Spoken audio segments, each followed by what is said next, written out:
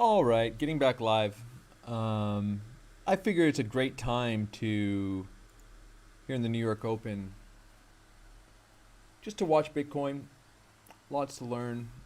You know, obviously it's not the easiest market environment to navigate, but let me see if I can, let's just see what happens here. I'm going to get the, I have some trades coming up that I want to take. Let me get this link shared out.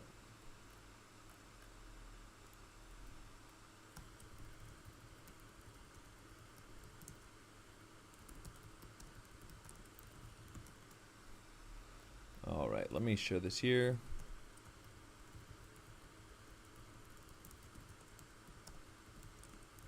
And let me get this shared on.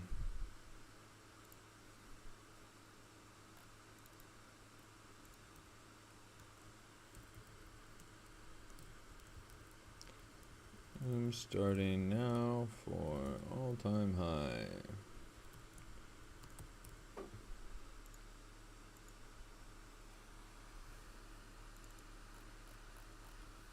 All right. So I just took a hedge short on Bitcoin. I'm just going to manage it locally because, and I'm going to explain why in a second. We're just looking at the charts here as we were coming into the New York Open, and the idea basically, so I said probably ideas for a local hedge in this channel because of the 13 million delta that we saw come in long at the highs here, right into the New York Open. So just a little bit too much local FOMO for my taste. And so the idea just was, we'll look at it, the order flow in a second, but it's price coming for a little local breakout here, starting to form a range. Maybe just taking a tight invalidation hedge short. You know, you could have a stop maybe 0.4, 0.5% away in this setup, and just hedging out the long locally. Now, you know, it's maybe like, it could even be captured for 4 or 5 hour maybe.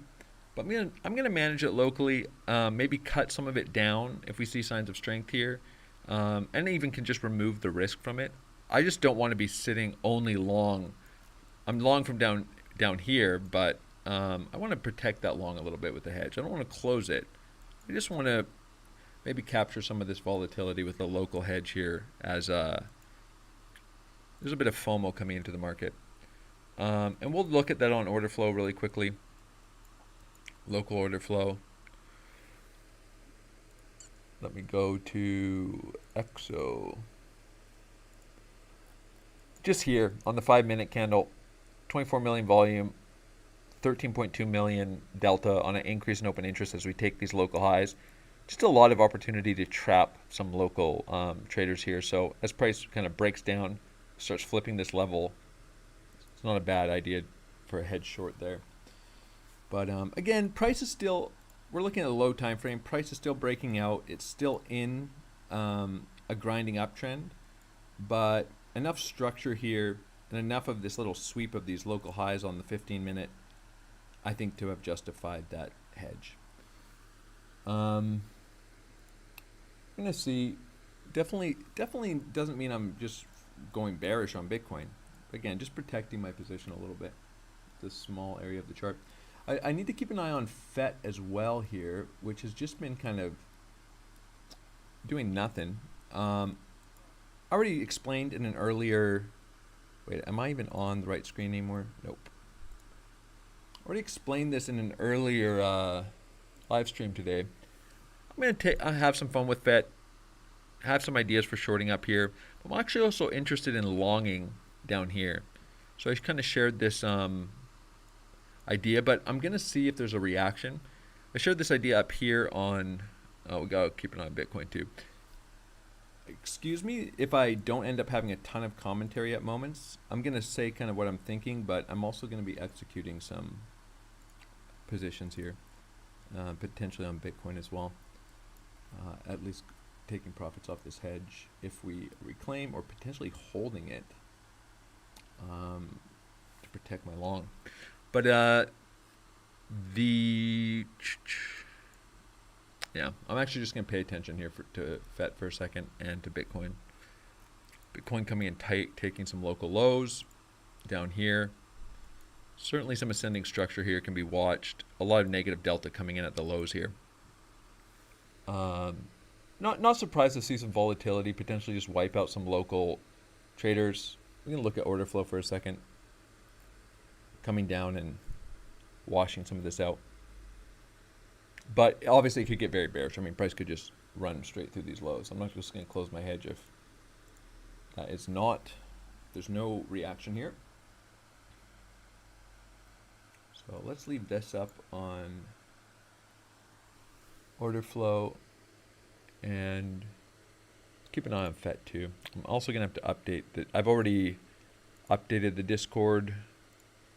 What my kind of a plan is on FET, which was up here, going to look for a long if we can break down this ascending structure, and then here preparing to take the long if we get a nice reaction. Always using risk management. Might not work, but we'll see.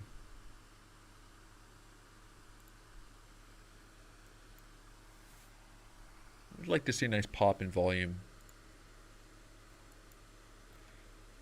Nothing super compelling here on Bitcoin in terms of closing the hedge. Some lows to take here. Still grinding in this ascending structure. Happy to hold it for now. Even if I run it back to break even, it's just a same size as my long.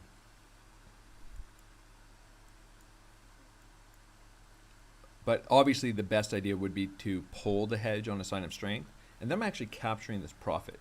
So I have a long from lower, and I can take profits off my hedge and reduce it. And so I've essentially just taken a short, and I've captured all of this profit on my long, and if price does rally, then it's a little better off. But not going to jump into the decision to close it quite yet. But definitely the idea was within this ascending structure. So this should be watched, but I think this liquidity needs to be tested, and it could just be run.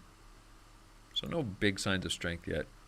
Just happy to hold it. And of course, we could always just nuke into the New York Open, which then I'll be much happier that I have this hedge.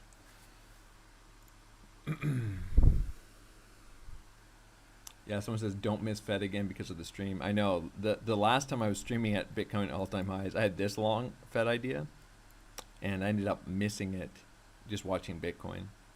I mean, the main idea here is I'd like to have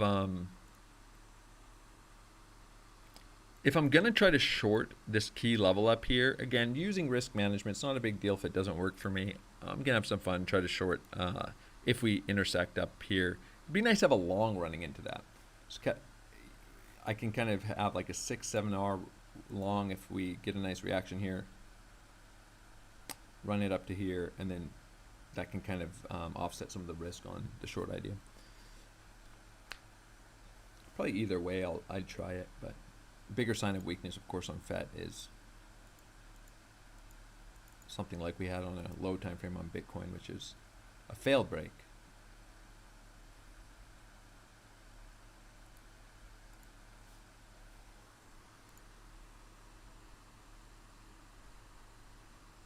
I'm not going to be taking altcoin requests. This is my primary trading session, and more like to just focus on what I'm trading. I'm not going to be checking any new charts. I'm long from earlier. We can go to a bit of a higher time frame here, but long from before this impulse, protecting my long with a hedge short here. Probably don't want to fade this channel too much, as it's the primary thesis of the hedge. I'm just on low time frames, so the structure is kind of easy to see. Yeah, I mean, I could justify trimming the hedge, but I'm gonna wait. I'm gonna wait for this hourly candle to close. I don't actually care if I round trip the hedge, because it's a hedge. My primary trade is long, but I'd rather just have a short protecting me here. And so that's hedging's the other option rather than, and I can always close a hedge and reopen it too, and I may do that. But hedging's the other option rather than just taking profits and closing the position. So if it's looking like a decent local short setup, rather than saying, oh, this is looking kind of bearish locally and who knows what's going to happen from here, and so I'm going to close my long from way lower, I'll keep my long exposure and just protect myself with that short, and I can close the short if I want to, signs of strength, and then have just the long leg running again. That's the whole idea of it.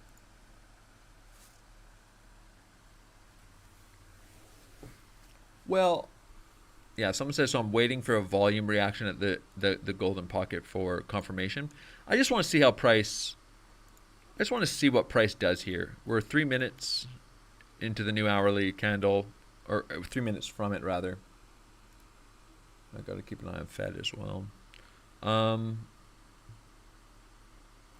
And probably some liquidity under here.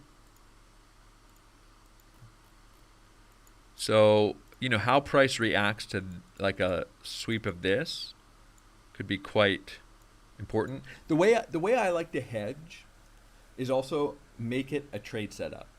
You can get kind of creative with your invalidation in some ways because you're hedged long as well. But you don't want to hold a hedge short if there's a strong breakout, right? So it kind of has to be structured like a trade. So instead of just hedging randomly, I'd like to look for something where I can actually get out of that hedge as if it's just a local short setup and the hedge on itself is a profitable trade. So that's how I like to opt to hedge.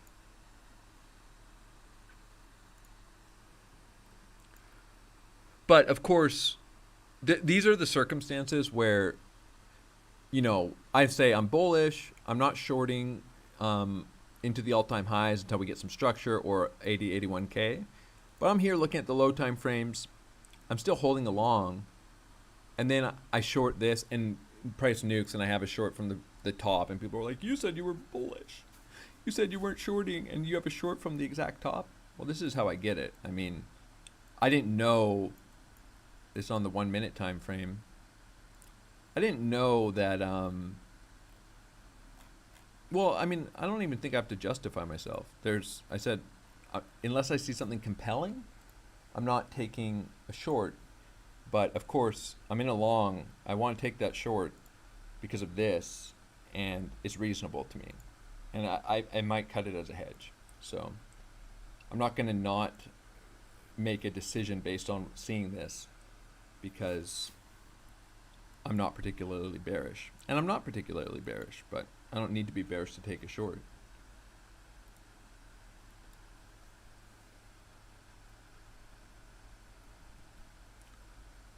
But interesting times. Let me just see where my FET alerts are here. They are. So this is kind of a local idea. The idea is we came and sweep this liquidity, and this would be a retest into this ascending structure, a retest of this level, the 786. Really wanted to hold this and invalidate under here. Stop loss could be about 2.8% away. The thing is, this could be another long trigger, and so you might end up trading that twice, and then obviously if there's just way more weakness, this level becomes interesting, and if that could give away. Like I'm not assuming FET's going to go higher here, so I'm willing to probably put on some risk here, but I'm going to watch a reaction, and if price just runs straight through the level, then I'm not going to take on the long. But if it's volume starts picking up here, and I might even not wait for a bunch of bounces, but I'm going to wait to see that the level's actually holding at all. This would be a nice, take this local low, just a nice classic setup.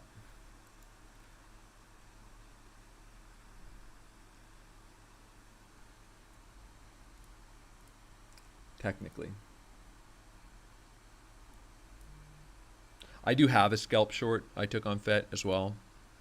I've been watching some of this local structure, the channel, the breakdown, but I've actually already trimmed it.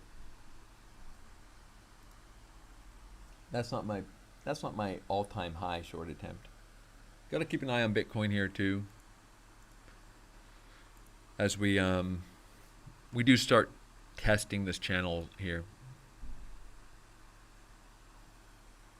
Might look to trim some of my hedge here. Yeah, I can always add back to it. Just gonna see how price rallies off this first reaction. Nothing crazy in terms of delta and volume here. Just looking a little less bearish locally. We'll see.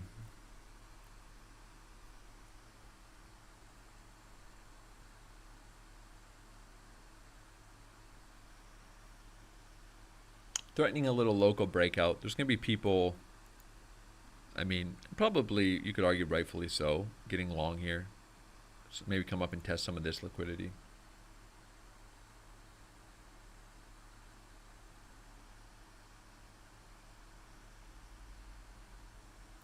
$4.7 million, 5.9, 3.7. I mean, it's nothing, frankly, I don't know, nothing really that compelling for this to be even a local low, but can always reopen the hedge. I'll show you what I mean. Yes, there's a technical level. We're seeing a little bit of a bounce here, but if we look at order flow,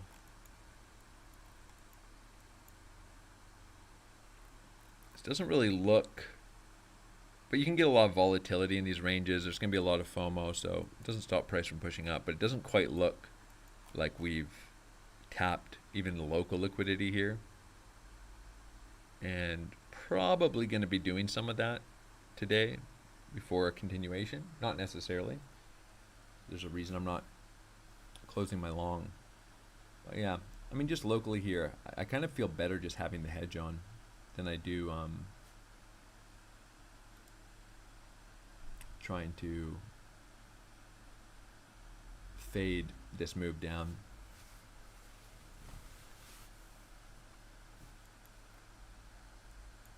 This just doesn't look, kind of looks like we need one of these.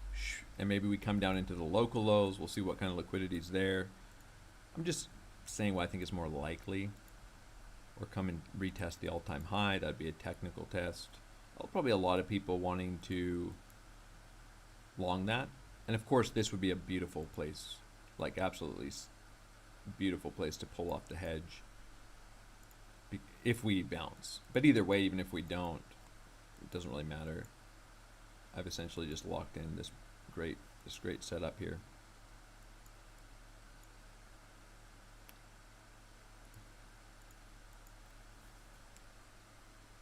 But yeah, I'm probably just gonna hold the hedge.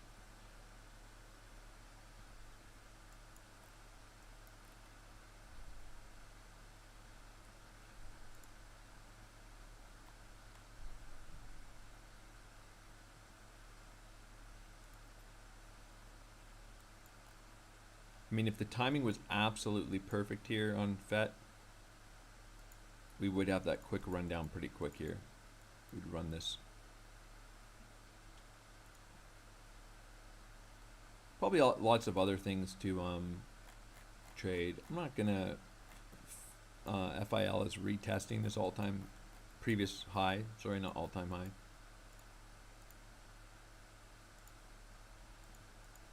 Little local swing failure on the 4-hour.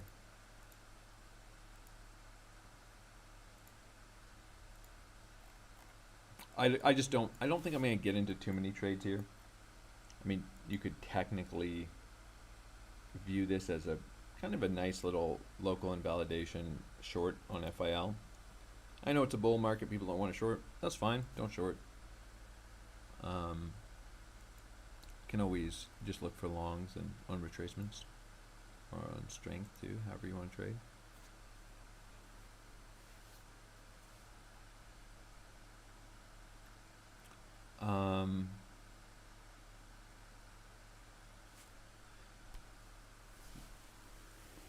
But yeah, I'm not gonna get myself into a bunch of shorts here. In theory, if Bitcoin kind of can start ranging above all-time highs, which probably more likely than not,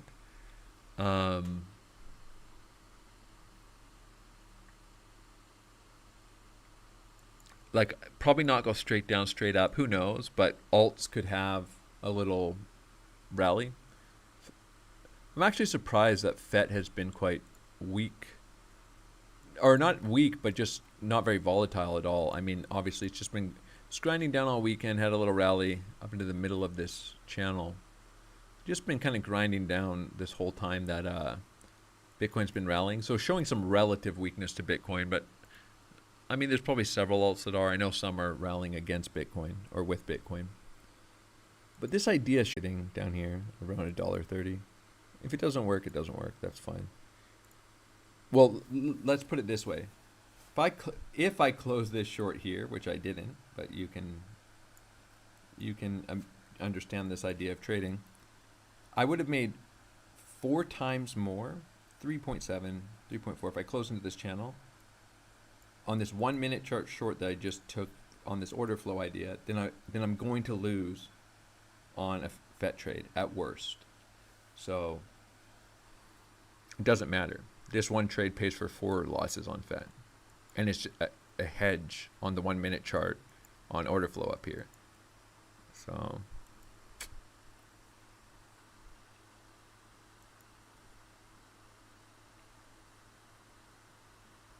someone who takes many trades on many time frames, it's really not that intimidating to try to take a short on FET if I get this level up here around $3.30.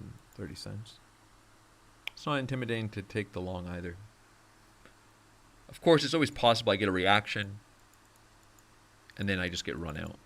Same way that I could have shorted here and then instantly price just pumps me out of the hedge. Anything can happen, right?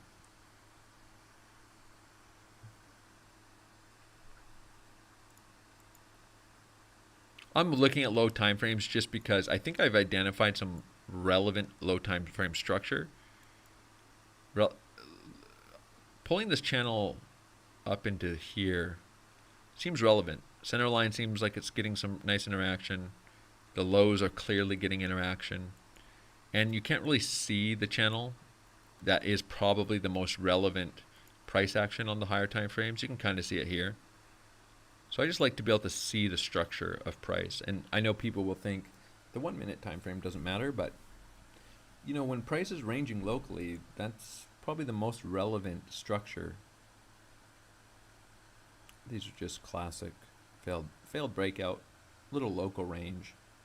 Doesn't mean price is going to go to 50K. Just watching price locally here in the New York Open. But we might see a lot of a lot more volatility here as we approach the first hour or so of the New York Open. We'll see. We're going to take a look at the BlackRock order flow as well, ETF order flow. I'll read some comments.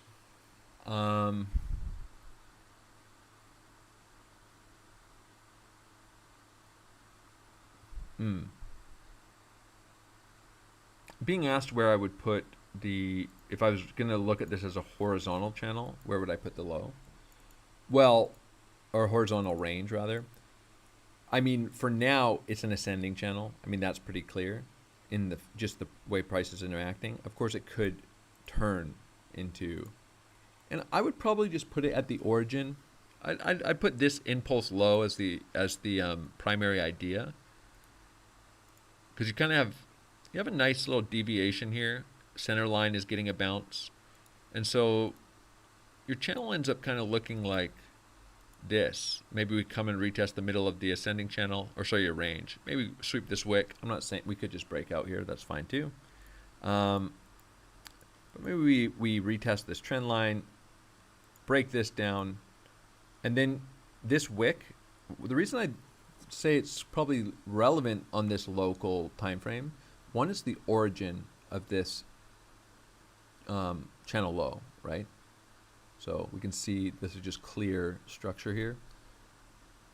2, it's probably the most significant pivot low in terms of price movement. We have a rejection and an impulse in this time frame, and so maybe, and then it's right below all-time highs, so, or above rather. So coming in ranging like this, I mean, that could actually be an interesting local long setup, just a retest of the all-time highs, sweep, price reclaiming that. You get some pretty tight, nice invalidation here for continuation. Can even look to take profits off something like that inside the range in case price continues to range.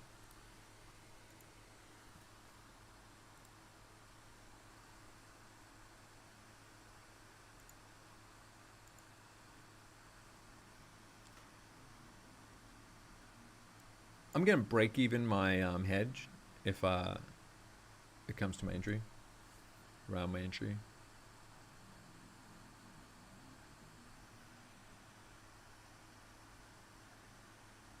Which I may end up reopening it, we'll see.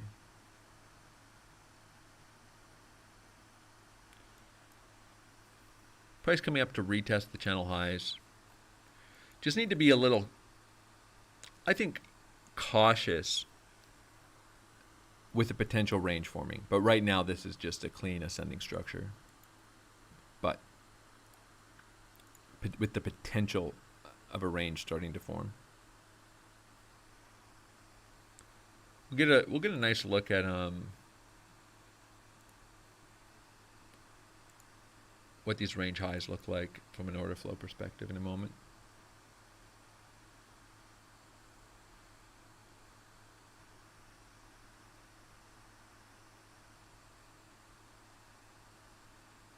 Price coming back for the retest.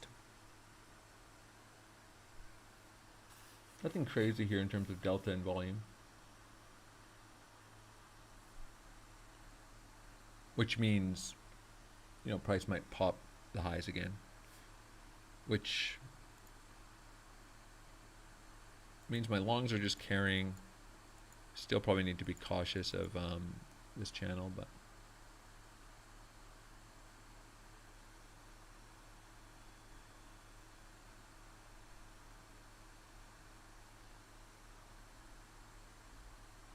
we might just break out.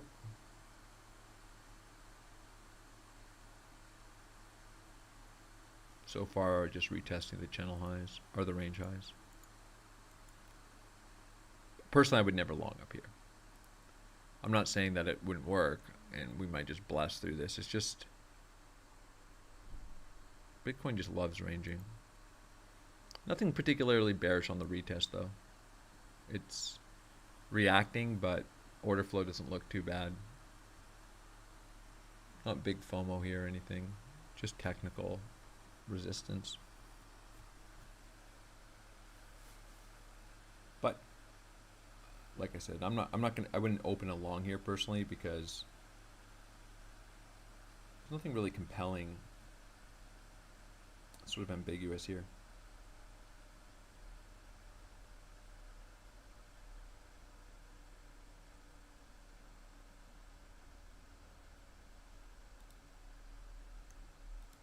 FET is like, there's a little 4-point, am I on order flow right now? On the screen? Yeah, there's a little sell off there. Again, that's just, it's just so easy for Bitcoin to range.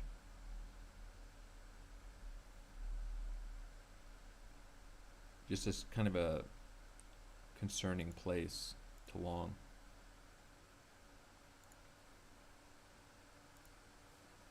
We'll see. Just heavy market selling into the level though, which could, some of it's getting absorbed. So again, I can see why people want to sell into this.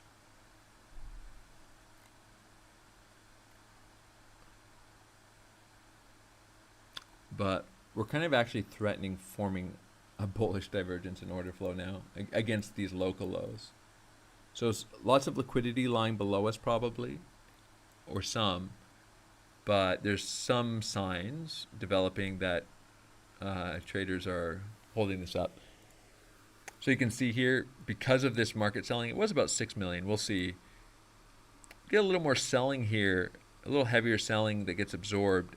And the context starts to potentially look like there's a big trader here sitting with limit orders willing to hold up price.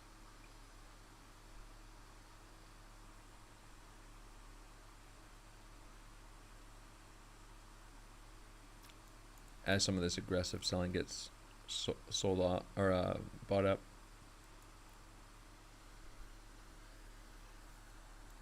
What I'm probably going to be doing for the next day or two, if we keep ranging and trading above all-time highs, is I'm going to start looking for the some of these liquidity sweeps to maybe scalp into a long, to add to my long. Just because I'm in a long doesn't mean I can't add to it. Just look for some clean setups, maybe compound the position.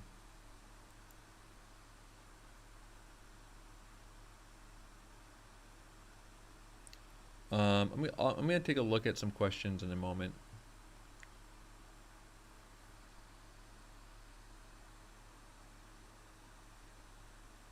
This does certainly look like it wants to form a range because of this center line interaction.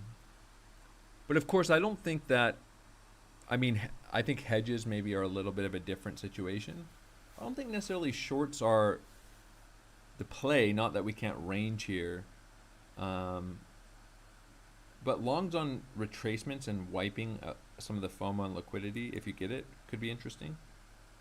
Obviously, this long would have just worked. I mean, this ascending channel just held. It could have been an opportunity to close the hedge in deeper profits, but again, just kind of cautious with sitting in a unhedged long from these highs. Oh, the stream stopped?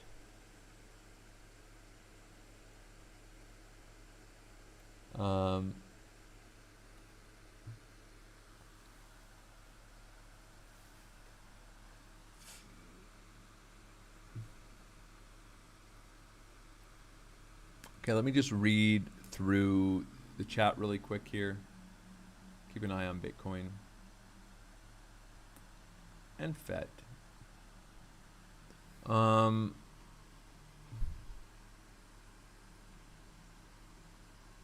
If you pull a horizontal channel here, do you ever have CVD? Do you ever use CVD in reverse? Higher highs, price, lower highs, CVD. You can interpret information from reverse. It'd be exhaustion instead of absorption.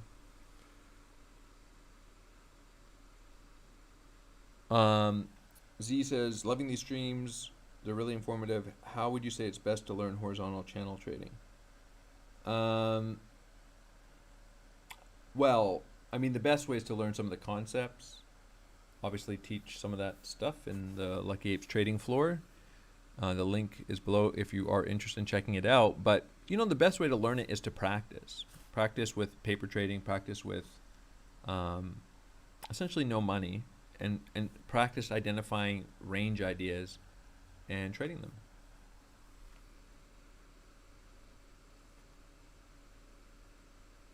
Someone's saying FET has run a lot. I'm not going to answer a bunch of questions here because I do want to pay attention to a couple things.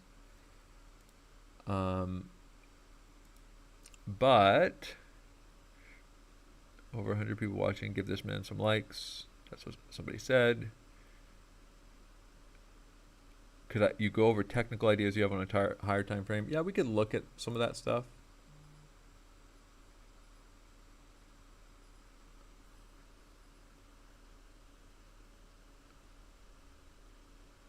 Someone said, "What's up? Just joined the stream. Was wanting to check out how you play FET. Stream is fine." All right, so let's get back to order flow. Yeah, some selling getting absorbed up here. So price is tentatively capable of breaking out here, but I mean, it's capable at any moment. But just seeing at least someone stepping in here and absorbing 5 million, selling at the highs here. See if that gets tested a little bit more. Still, like I say, kind of in all this price action, a bit of a questionable place to be looking for your longs, but you could set it up.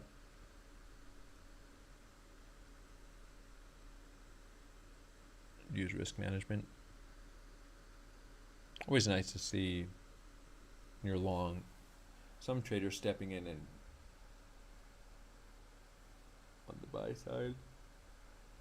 But all you have to do to be wary of this and even this, maybe come up, retest the channel, maybe we get another rejection, is observe price action on Bitcoin on a regular basis.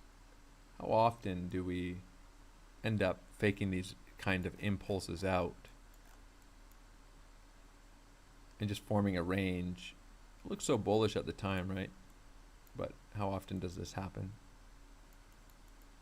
It's just why, if you're longing low time frame things like this, often you're gonna find, oh, I'm on the wrong screen, aren't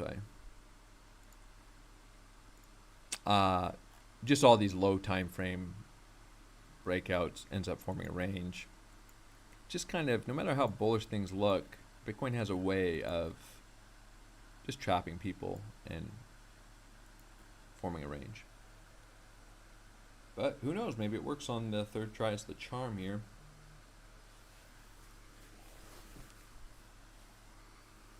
Certainly generates a lot of FOMO, this type of price action.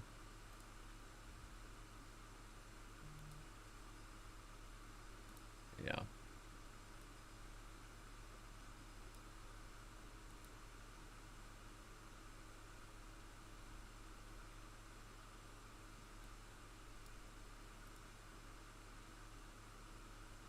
All right, I'm going to be keeping an eye on FET here for a moment. But again, this is likely forming a range.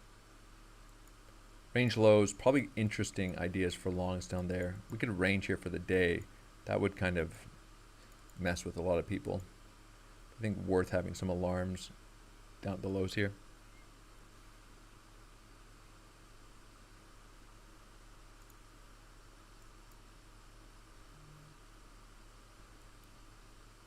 Price can just chop around here as well. Don't have to get too caught up in the low time frames. See something compelling, you might act on it, but like the big trap delta up here.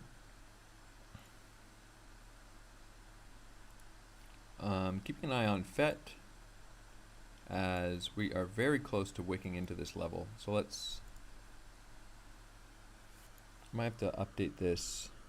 Always forget to update the Discord when I'm live streaming. But yeah, the idea here would be to try a long here. Just gonna watch and see how price reacts. And just because, again, price reacts, and I might say, oh, I'm gonna take a long. Price can react and then you just get stopped out.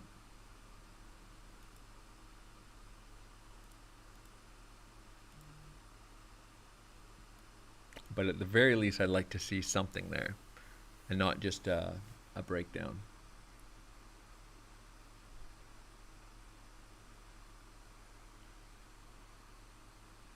You keep order flow up on this other screen here.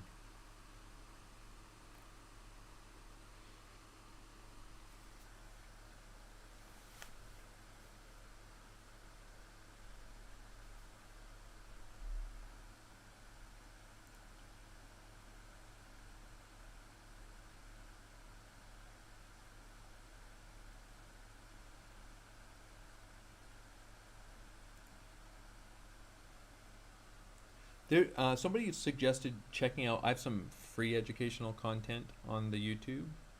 Obviously, post a lot of stuff on Twitter too. That might be a good place to start if you're not so sure about joining as a member. Obviously, there's lots of concepts covered in the live streams.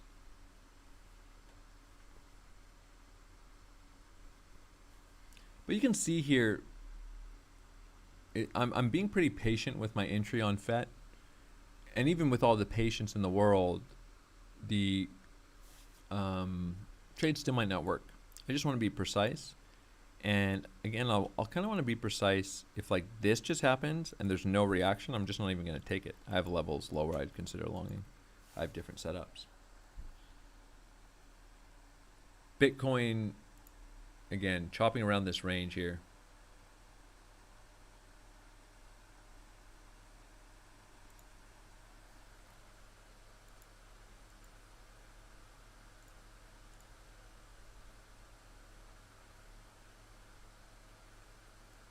I don't think I need to update this in the Discord. Usually what I like to do is like, if I'm interested in a setup, I'm sharing it in the Discord.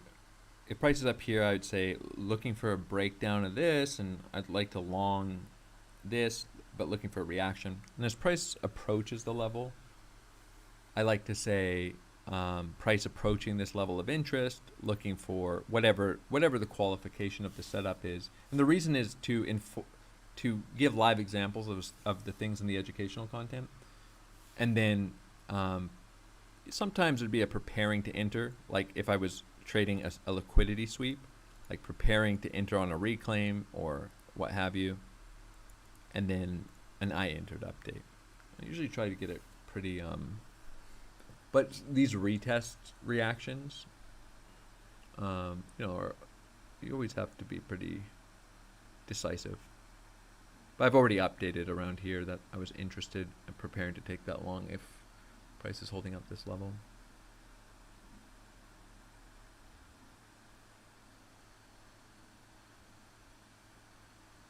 I've got my eye on Bitcoin too on the other screen, which is still ranging under those lows.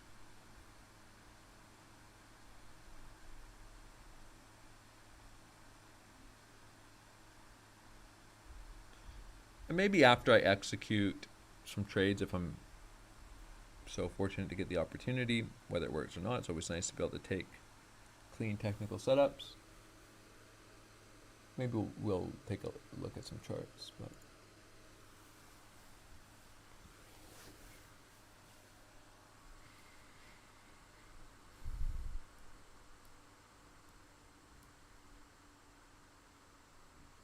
now, of course, we could come and take these lows as well. My presumption is there's a lot of liquidity, but the technical, especially with the confluence of this channel and the timing on this horizontal, the technical way to trade this would be to trade it on the retest and not wait for a sweep of this. Both could be valid, but doesn't really make sense as price comes right into this intersection not to take this as a retest if volume reaction looks nice. And you can always cut it at a partial, like if price wicks into it, there's a reaction, you enter, and then price starts getting weak, flipping this, could take a partial loss, a break even, and just reassess the setup. Sometimes price just moves quick and you get stopped out. That's why we use risk management. This isn't financial advice, and I don't think anyone should be trying to copy my trades. If these aren't your own ideas that you understand, right? Never trade an idea you don't understand. And never assume I'm not taking trades because I think they're going to win. I have no idea if this trade will win or lose. I'm taking it because it's a technical setup. And it's good risk reward. 7 to 1. I would take this trade if I thought it had a 30% chance to win. So anyone who thinks that you can take on a ton of risk and enter along here, and if that's how you're always going to trade, you're just going to get blown up. We'll see. I might not even get a trigger. Maybe I do, maybe I don't. Now, of course, I've been talking about wanting to short FET, and I do, but I need to get a trigger up here for a high time frame short idea. So either get that or I don't. It'd be kind of sad of FET to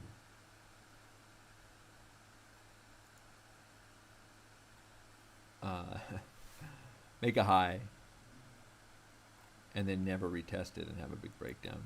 And there's bullish ideas on FET too. There's certainly ideas where it can go much, much higher. And if this level breaks, I'm gonna be I'm not gonna be just shorting the whole way up. I'll just take a stop and move on to a new trade. And if this happens, I'll have made way more than I'm gonna lose shorting. My short doesn't work. I'm not saying this will work. You guys get the idea.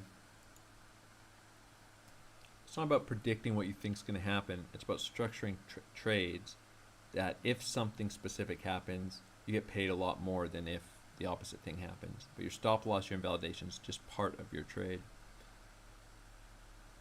Yeah, Bitcoin's still ranging. Probably lots of opportunities to just annihilate people up here, form a range. I probably will be looking to add into my longs into a retest of the all-time high, but again, not if we just rip through it, but a little less likely as we form structure here. But being patient for something like that, get a clean retest, I think is quite a nice idea.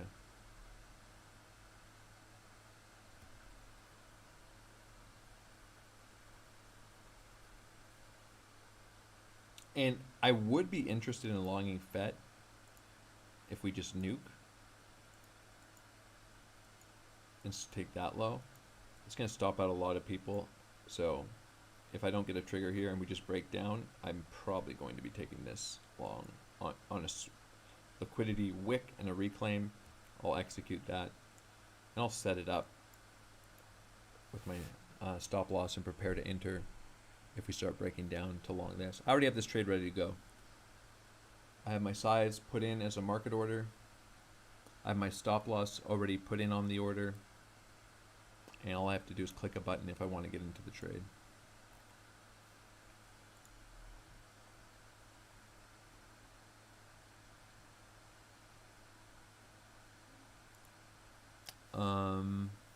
Someone's saying every time I open your stream, all I see is the FET chart. Is that all you trade? No, it's not all I trade. But it's what I'm potentially about to trade.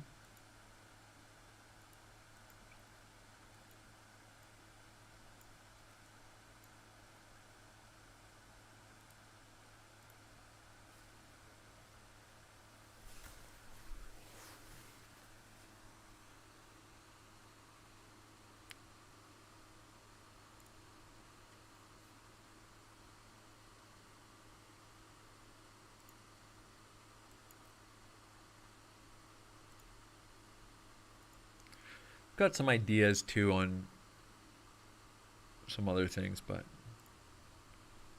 going to yeah, keep the main thing right now. For me, that's FET as a level of interest approaches.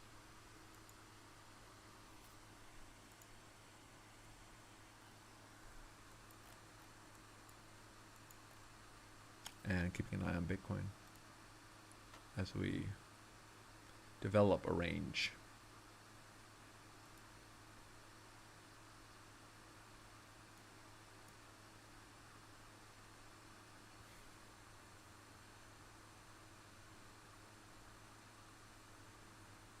I have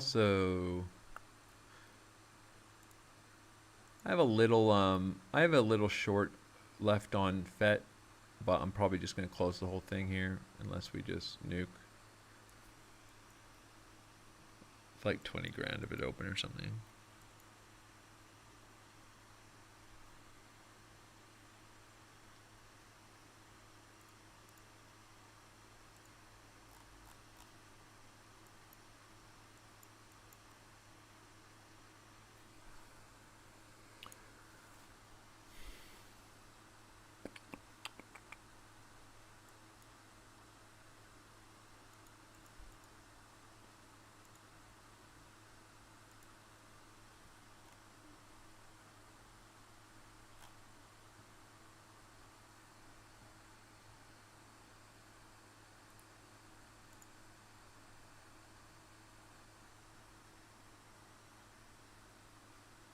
Nothing really too interesting happening in order flow, but just technically ascending structure, range, and until price can break out of this range, we're in a range, and we'll see. I'm gonna pop over to ooh, interesting, BlackRock order flow. I looked at this a little earlier, but 454,000 delta, 158,000. That's a little FOMO-y here. Is this our highest delta 15-minute candle? I think definitely we've had bullish order flow on the BlackRock ETF all through this whole uptrend. Big gap up here. But I have noticed these really high delta, 404K we had there, 159, 172K. These high delta, I wouldn't call them a top signal. There's a lot of delta there. That's kind of a little bearish, frankly, locally. That there's that much FOMO. 158K, 400, well, now they're getting absolutely smoked. But yeah, you just see, look at the profiles on the BlackRock ETF up here. So people gapped up over the weekend. Probably lots of people short on Bitcoin, sold off their positions through the ETF. That's what order flow has been suggesting. And just complete FOMO madness here. And this data is probably some of the more important data to be looking at. I'm thinking. The more I look at it, you just see how sharp these corrections can get. Not always, but it's a nice confluence here.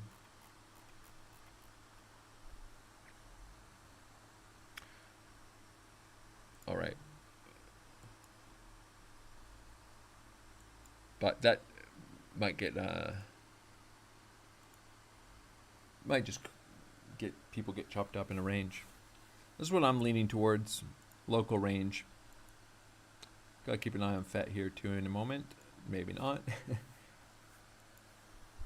But you see how easy it is to get wrecked longing up here on Bitcoin rather than just being patient for clean support.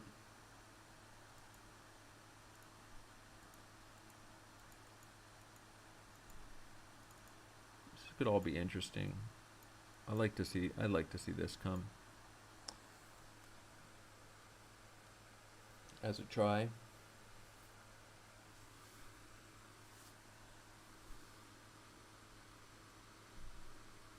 Man, you guys are crazy. Do you have any mouse because the clicky sounds different? Clicky noise sounds different? You'll never know.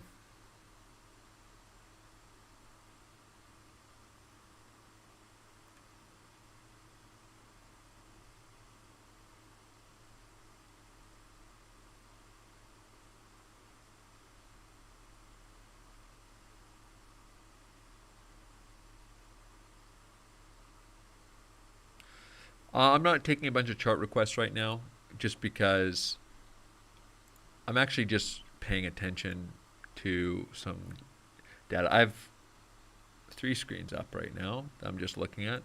Ready to take a. I want to keep an eye on Bitcoin's order flow. I'm just kind of interested here, but I also want to prepare to maybe execute this FET trade. You know, as you know, I'm not saying this will happen, but these assets are quite volatile, and when you're looking for technical setups on key levels, I mean, you stop paying attention for a second, and price is straight up and straight down in a very short amount of time.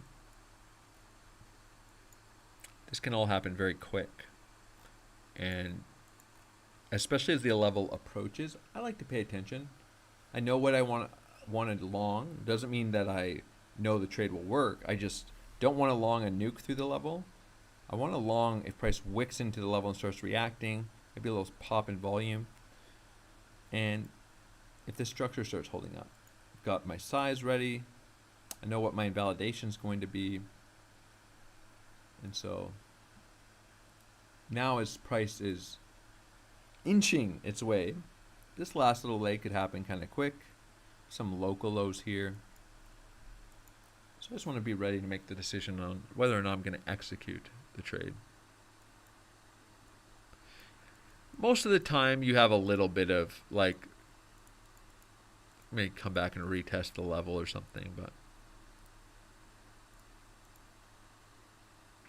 we don't know. We'll see.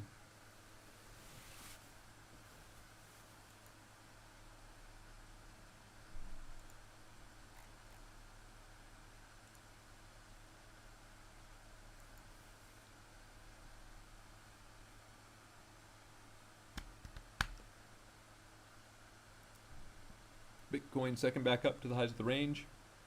I will say the volume in Delta and the BlackRock ETF is interesting.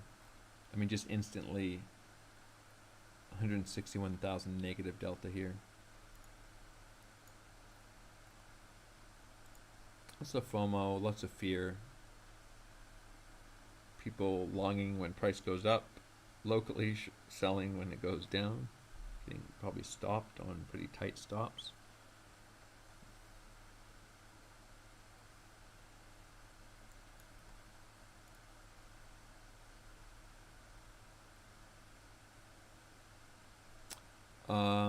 I typically use market orders. I mean, you can use limit orders. Like I could set a limit order here and just see if it fills. But why? I'm looking for this level, and if price could just like run straight through it, right? Like just liquidate through the level, which I wouldn't want to long if that's the case. So setting up a market order here, just at least it gives me some discretion to where I don't have to press buy or open long if this level's not holding at all.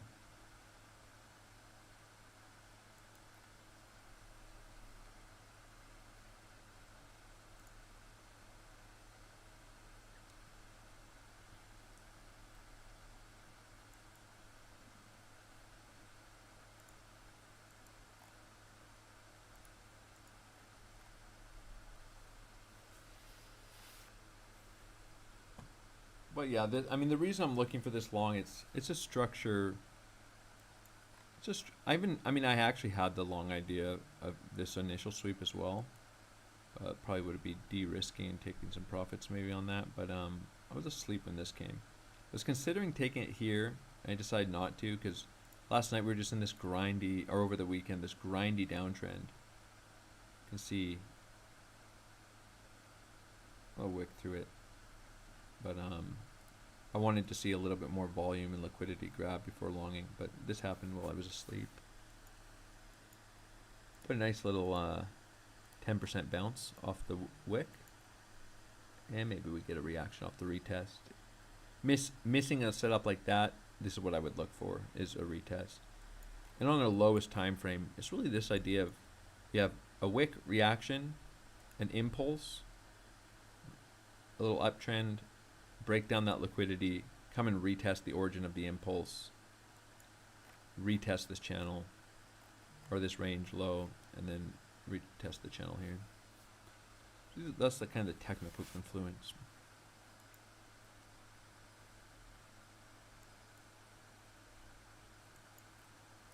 I mean, look at this, how slow and just grindy FET is moving. I would be just as happy to see price just rip through this level and not give me a trigger. The worst case scenario is I get something that appears like a clean trigger and I enter into the long, and then price runs the level. The best case scenario for price going lower is price just rips through the level, doesn't give a trigger, and then you just take the long lower if you get a clean trigger. And if I don't get a trigger here and price rips through this level, well, frankly, there's not a lot of structure below us, and I would just be looking for like $1.30. I know that sounds kind of crazy to people, but I'm not saying it will happen. I'm just saying what I'd be looking for if some of these levels start breaking down.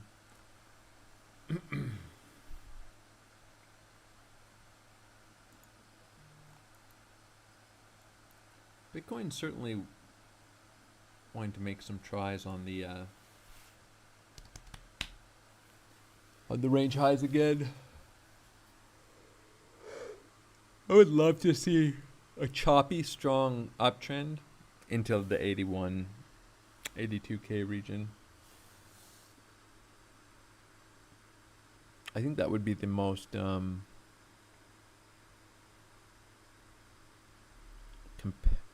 of bullish, but wreck everybody price action. There's also just rangy wipe liquidity at the breakout and all that we could be looking for, but we'll know in a couple days, or a failed breakout.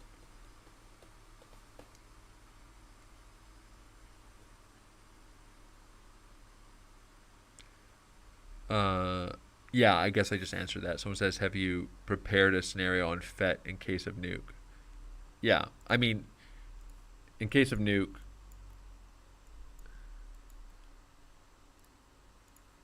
I'm just looking for this wick to be filled. And a nuke here, I mean, let's just clear off some of the crap on this chart.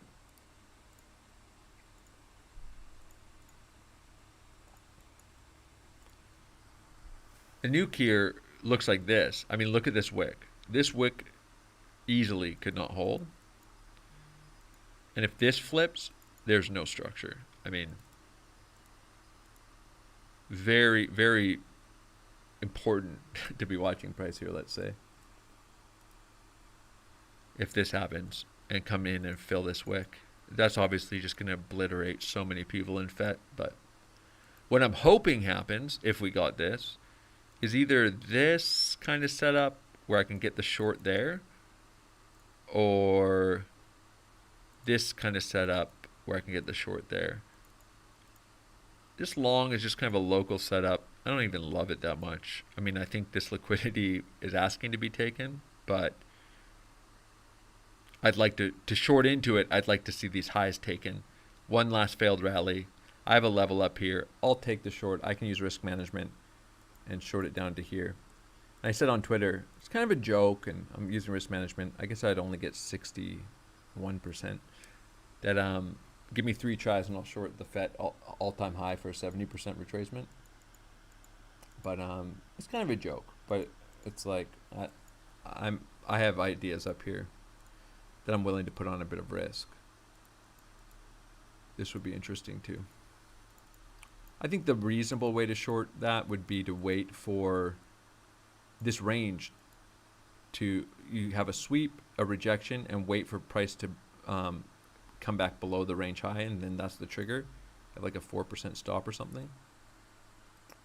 And then you would size, so you're not losing 4% of your account if you're wrong. But I have some ideas that could get me in on a wick up here on a reaction, so I can fulfill the shorting the all-time high. And I could just get stopped out and price breaks up. But these are the structures I'm watching. I mean, we're at that phase of the market where if you talk about a correction on anything, even 30%, people are gonna say, LMAO, you're such an idiot. We're in a bull market. Price can't go down 30%. You think price can go down 30% or 40%? Yep. I do. I really do.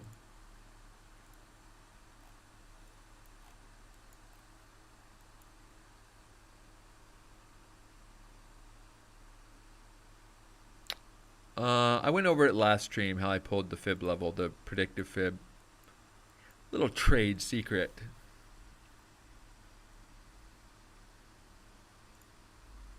I mean, this kind of looks all very questionable in some ways, longing here, but here we are. I think it's still reasonable. Just looks kind of questionable on the 4-hour chart.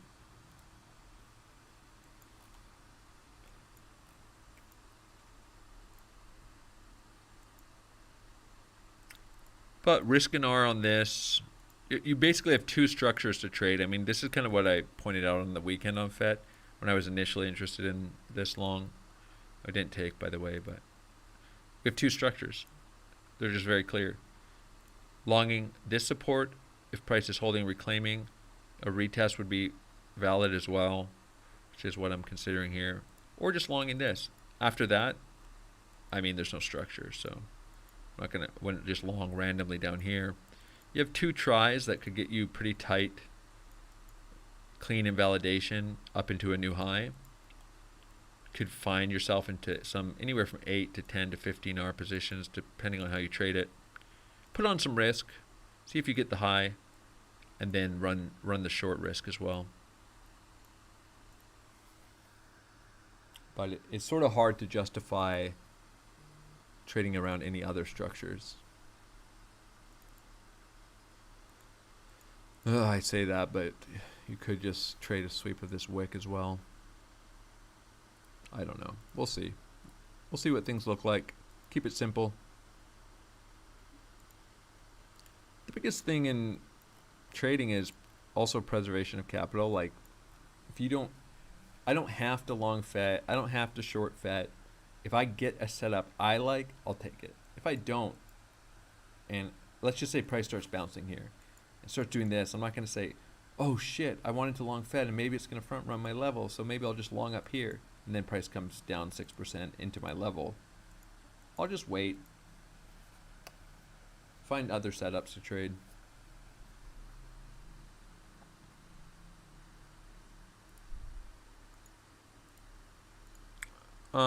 Well, I'm hoping for both. Somebody's saying, if on Fed, am I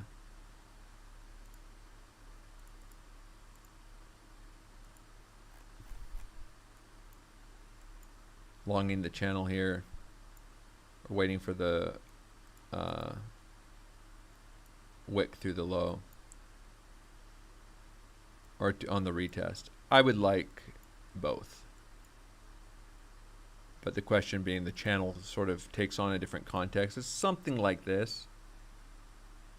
If price starts moving past this level in time, here it intersects perfectly, which is nice. And with the 786 locally, which is also nice. This is all nice. Here, the channel, you could still look to trade it kind of a trend line, and the confluence gets a little bit dodgy. So we'll see. I might get front run. I wouldn't mind seeing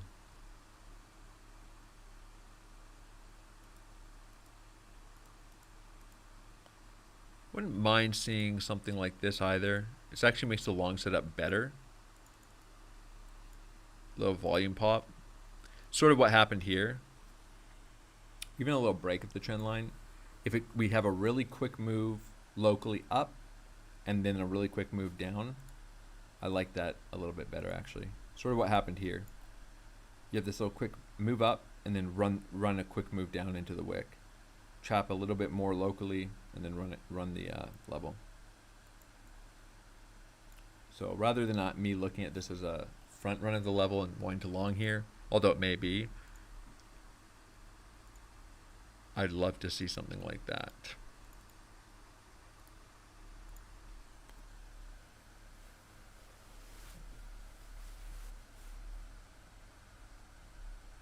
Now, of course, ideally, in your trading endeavors, you're not sitting here staring at every candle. You can go do other stuff. Set alerts. I'm sitting on a live stream, obviously. Like here, I just peace out. I'm not gonna sit and watch all of this. Maybe. Yeah. I don't know. I set alerts into the level as well because I don't want to miss it. So I want a little bit of a warning as price approaches the level. And so I set a couple into the level usually.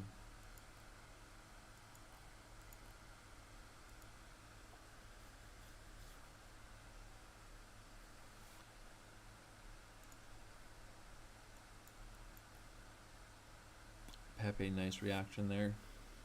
Sweeping these highs. Yeah, it's just on the 1 hour, but it's the same. Equal highs, price breaks out. Some short's going to get stopped. People FOMO longing into this and then just wrecks everyone. It's just local liquidity setup ideas.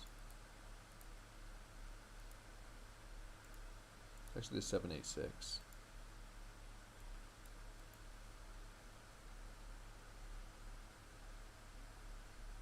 Bitcoin testing some range highs.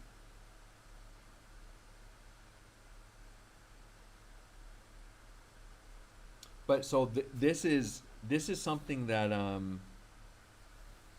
you can use your own discretion.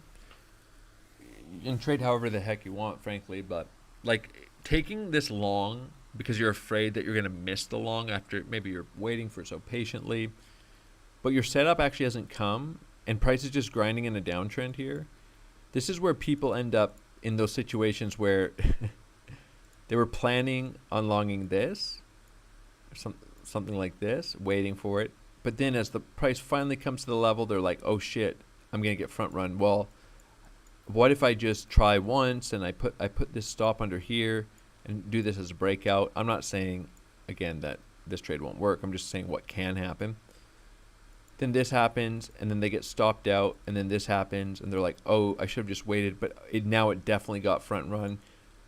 Price is starting to break out of this descending structure. I'm just going to do this, and then they get into this long, this happens, and maybe some other series of events, or this retests this low, and they cut it, and then this happens, and they long up here, and they've taken 3 or 4 stop losses, and their original idea actually does just happen, but they weren't patient, and so for some reason they've trying to trade this setup, they've instead lost 4 or 5 trades because they're afraid they're going to miss a trade. But what does missing a trade mean? You either get your trade or you don't. You can't miss a trade that you don't have a plan for. Does that make sense? You shouldn't make new plans. Typically, you can adjust to the market, certainly, but you shouldn't make new plans based on the last 5-minute candle. But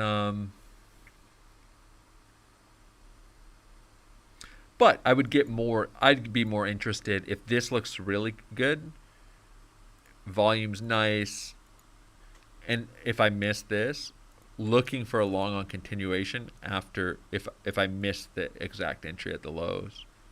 Could look for some new setups into that. Because your primary idea has happened, you've got the bounce. You're kind of looking for price to start moving up. It's not ideal, really. I mean, you really do want to trade your levels, but you can certainly look for some things. All right, let me see.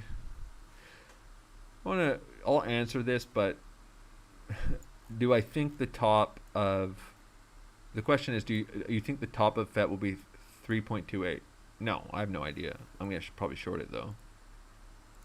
And that's going to confuse people, but I've shorted the tops of many things, and I shorted it regardless of what I thought it was going to be. Because how would I know what moves price? People buying and selling a coin. I don't know who's going to buy it, who's going to sell it, where the liquidity is, how many billions of dollars of stop losses people are going to sit under local lows and leave all that liquidity at risk. All these are the things that move the market. I make my decision based off of technical ideas. And so if I get a technical trade set up, I'll just take it. That's it. I have no idea if it's going to work or not. But I do have some ideas that are higher probability, great risk reward. And so just because I have tools that allow me to find certain things that are maybe more probable than other things, doesn't mean I know what the market's going to do. Doesn't mean I have to know. I can just put on a trade with risk management.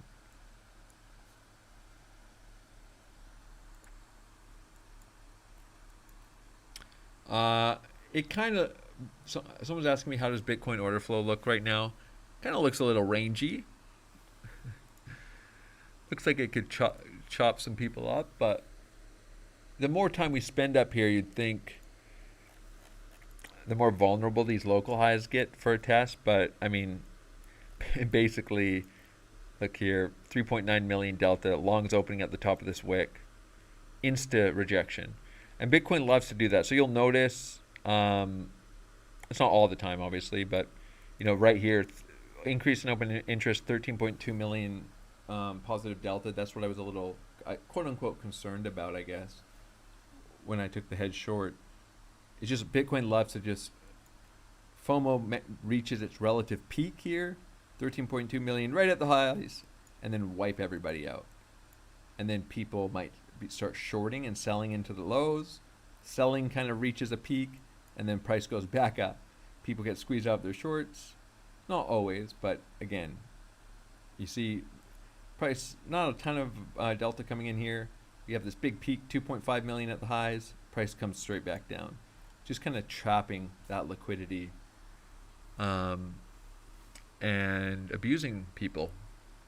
So the goal is not to get abused by price action, to be patient and be happy to miss trades when you don't have a clean setup. Would I like to add to my Bitcoin long? Definitely.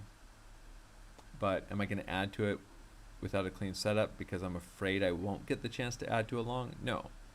Because although that can happen, if I made my decisions that way every day, that'd be a poor way to trade.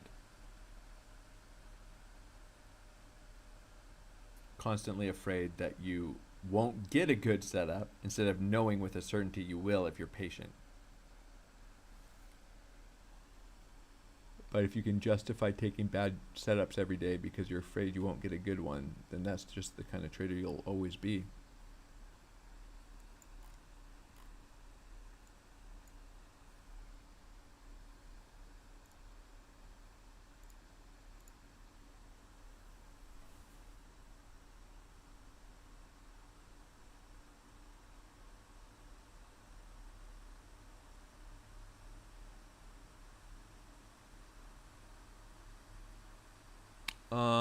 Somebody's asking a question. Give me a second here. If the idea of Bitcoin trapping liquidity and wiping out traders is, I'll read the actual direct question here. But I do want to keep an eye on this other screen here.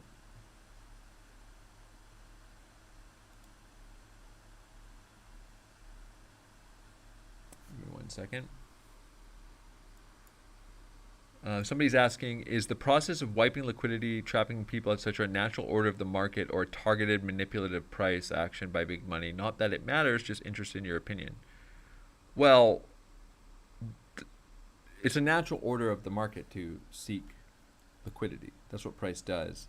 If there's no, what's going to happen to an asset if nobody wants to buy it? What's going to happen to an asset if nobody wants to sell it? Price is going to find its way to a place where people do want to buy it or do want to sell it. But sometimes liquidity is where it's where people don't want to sell it, but where they have to sell it. That could be a stop loss, a liquidation, fear. And sometimes price isn't going to liquidity in the sense that it's going to the price that everybody wants to buy it. Everybody wants to buy it much lower. But it also goes to the price where everybody feels like they have to buy it. And that's also seeking liquidity. So that's FOMO, right? So that FOMO is liquidity. Because people aren't going to typically, the reason price goes to the lows is, well, there's lots of reasons, but there's a lot of liquidity at the lows for the bigger traders because people want to sell the lows. They're scared, they want to short the lows. That could be a local low, that could be a major low. And Bitcoin breaking out, by the way. Well, not breaking out, testing the highs. And we actually, yeah, that's a little spooky. I'm going to probably consider reopening a head short on that for a second. I'm going to explain why. I'm just going to have it really tight. If we get follow through, I'm just going to cut it. 10.3 million delta at the highs again. It's just too much FOMO for me not to be willing to hedge it.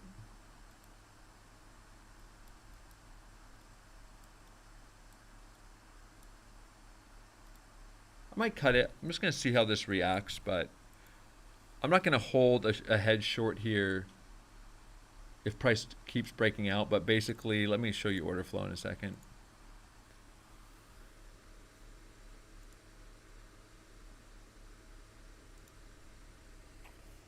Price can get follow through here. It certainly can. We only have a reaction. I'd just rather short and gauge the reaction, and I might just cut. In a small section of the chart still, 0.43%, but let's call this a range forming. We have 9.7, or well, we got a lot more, but we have all this, again, positive delta volume here, just a big wick, rejection, grabbing that liquidity, and it's just Bitcoin's incessant ability to do this to traders. I'd rather just enter in on that reaction. I can always cut the trade, but what you're usually expecting is a pretty quick reversal off something like this, and you have some options, right? You can always get out of the hedge, but I'd way rather hedge shorts on something like this than hedge shorts at the lows. Just want to be careful. Price can follow through here, though. It's not super bearish. It's just, you know, it's just prices, again, abusing some of this liquidity up at the top of the range. And you need to be a little bit careful because, you know, let me share an example here. We can get a really choppy high, and it could end in a breakout. So you don't want to get in a position where you're hedge short and then you're actually just taking short stop, short stop, short stop, short stop. But you also don't want to be in a position where you're hedge short and you don't want to cut it, and then price runs to 80K, and yeah, you have your long, but you just carried a hedge short from here, offsetting your long because you can't get out of it. So hedging has its downsides versus taking profits, which is there's a little bit more of an active element to it. I just like to see something a little cleaner.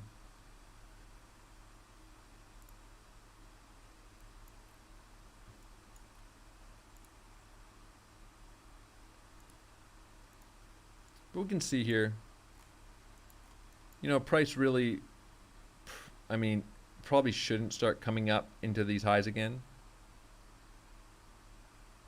I'm not saying it shouldn't if it shouldn't do it, period. I'm saying if this wick is going to hold, this is what you kind of want to be a little bit cautious of, is head short. This head short got a big reaction, but you really don't want to be hedging the whole way up, because that's no different than shorting the whole way up, even if you have a long.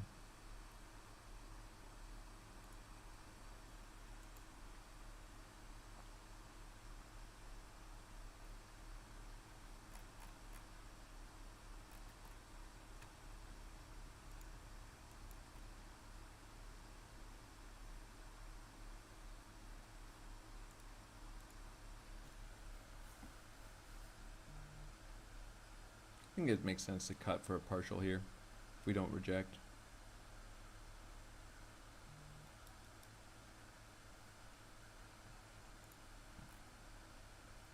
I'd rather just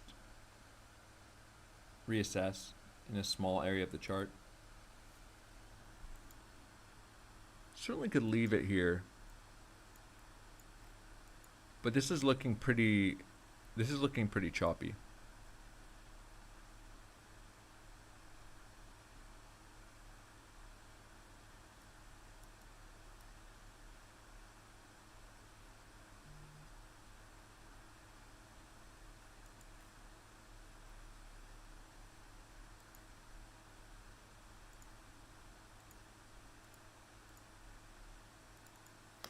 If price just ran down, I'd be would have been nice to be in that hedge, but I'm going to be pretty cautious about how many hedges I'm willing to take in a choppy uptrend, or how I'm willing to take them.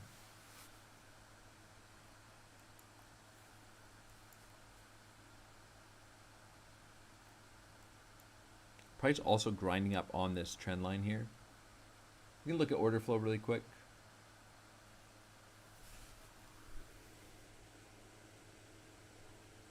I've already taken one. I could have had a 4 or 5 hour hedge, but I've already taken one like slightly in profit hedge and one slight loss hedge.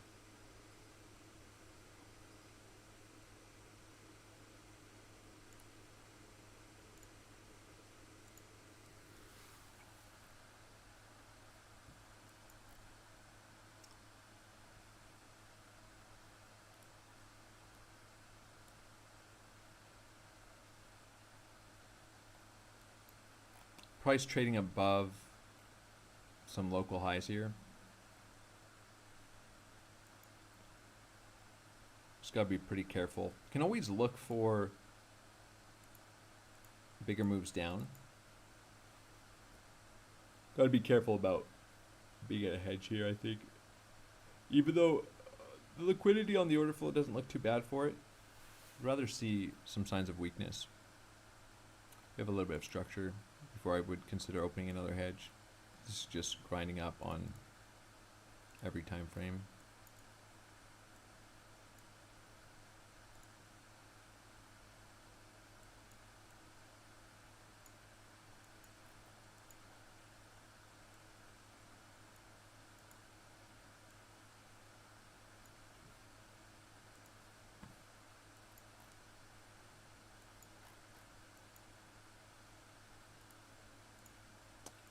Yeah, I mean, if you start flipping some of these levels, it's probably still reasonable. But I'll consider adding to longs here, depending on how much liquidity there is. There's going to be more if price keeps grinding up into these highs without taking any previous lows. But the ideal scenario for me, I think, to add would be to come retest the all-time highs. Either might make sense, but if there's like major volume here, major longs getting stopped out, I'd consider it.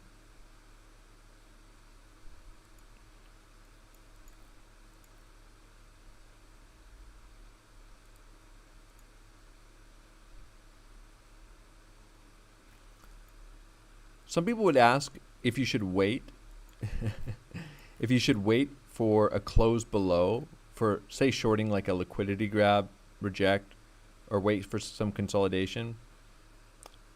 There's an argument for both. It depends on the scenario, but obviously price runs highs in an instant wick, right? Runs the high and just wick comes straight down. So like this short, I executed immediately on the wick. And there was really not a lot of opportunities to get into that short otherwise. And that's obviously the case with a lot of liquidity grab wicks to the downside, right? Waiting for price to consolidate and retest. If you have a level you want to trade a liquidity grab off of, you're oftentimes not going to get a retest.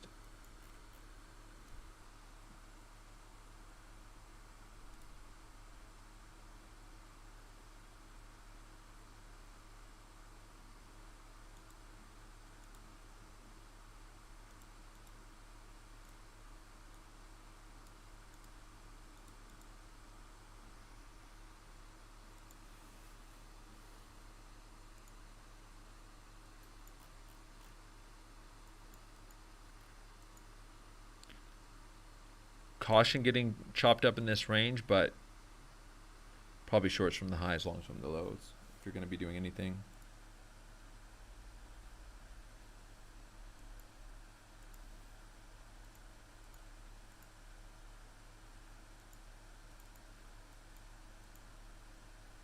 But this is where you start bouncing off the middle of the range.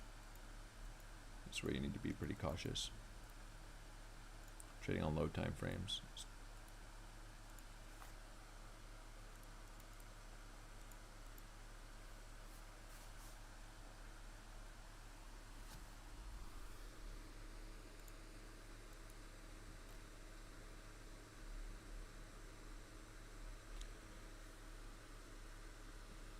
But this would be considered a sign of weakness, again, at the range highs.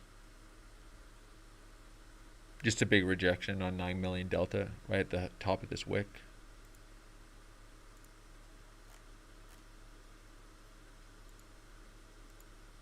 Again, locally, but that's liquidity trapped up above. Doesn't mean price can't go higher, but I'm just saying what it is. With probably these lows being the main liquidity locally at the bottom, these lows being the second level.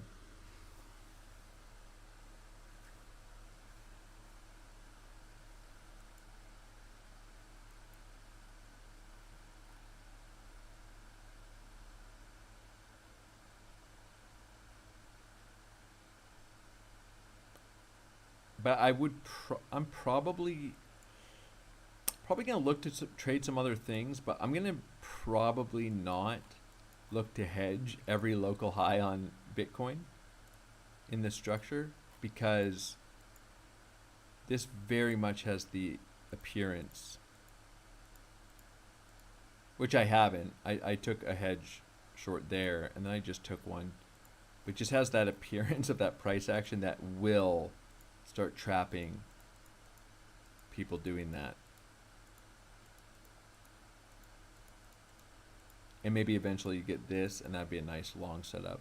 But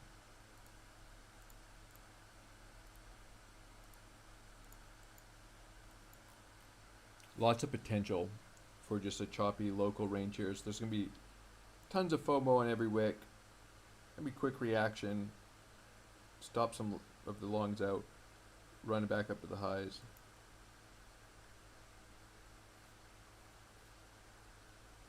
For anybody new tuning in, the short I'm taking would be a local hedge into some liquidity, with the potential, obviously, at any point price could just nuke, but of a long from lower.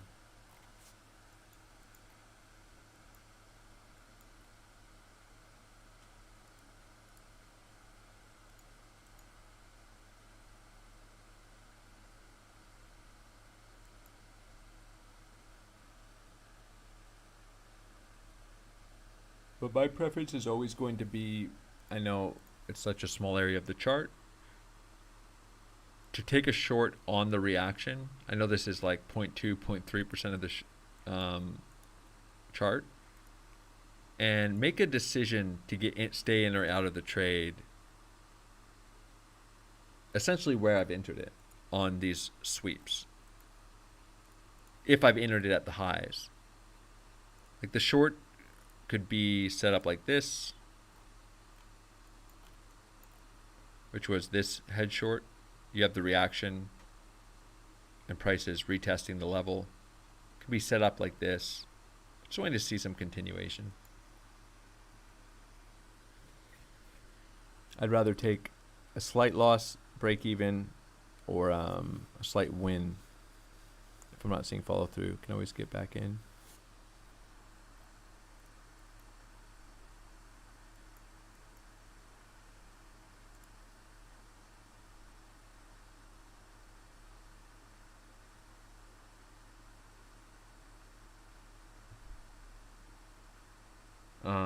I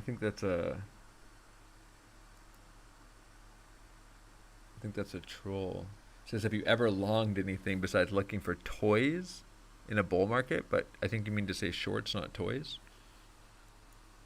Yeah, I mean I am long. I've basically long Bitcoin, I think 9 times since shorting it in here.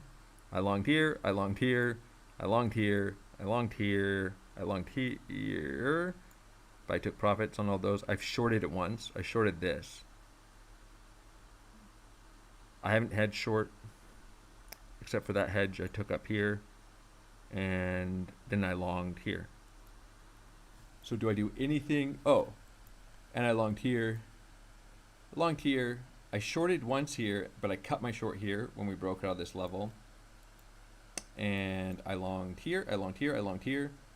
This was a range. I shorted here, that worked. I shorted here, that worked.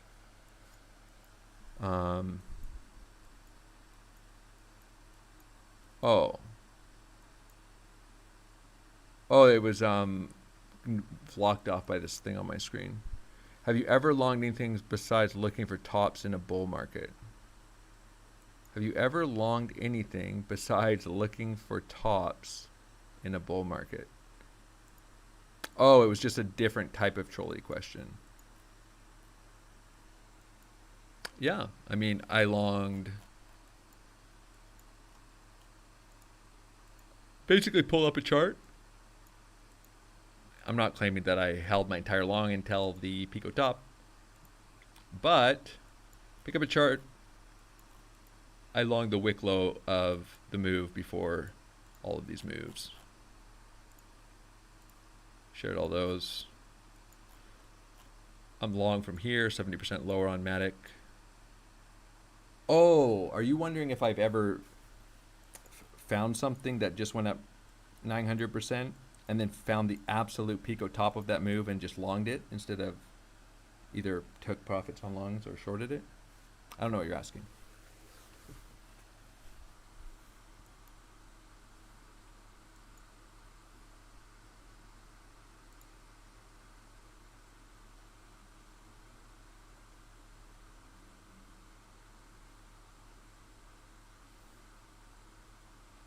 Yeah, there's a little heart on the icon of my or on my screen where the chat is. And it was covering tops and made it look like toys.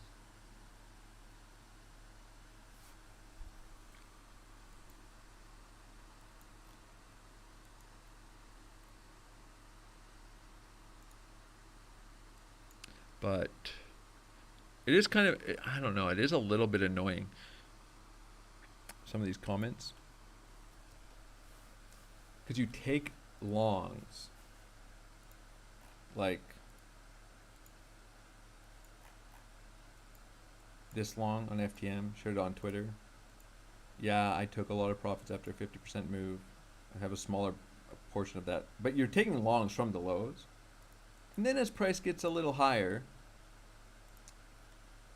you're not saying price is going to go to zero tomorrow.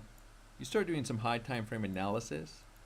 There's some levels up here above about 50-60% higher from here. We get a retracement about 90% higher. Well, you would start looking for some resistance.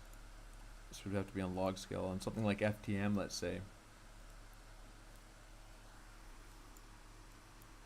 But people are going to think you're an idiot for looking for resistance after price just went up 600% straight up and asked you why you're not looking for longs.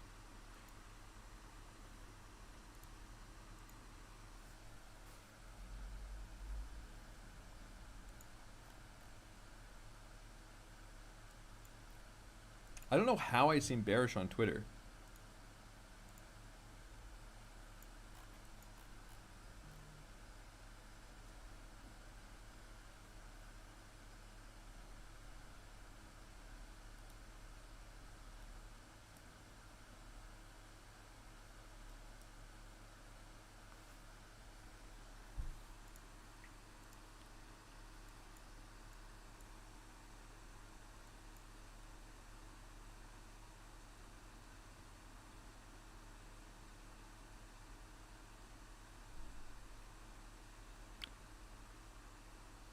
It depends. I mean, sometimes I cut trades if they're a scalp in a low time frame. I mean, I just want the trade to start working immediately if it's taken on a low time frame. If it's taken on a high time frame, like I took, or a higher time frame idea, I took longs here on Bitcoin and price range, and I just held them because we were ranging with super bullish order flow.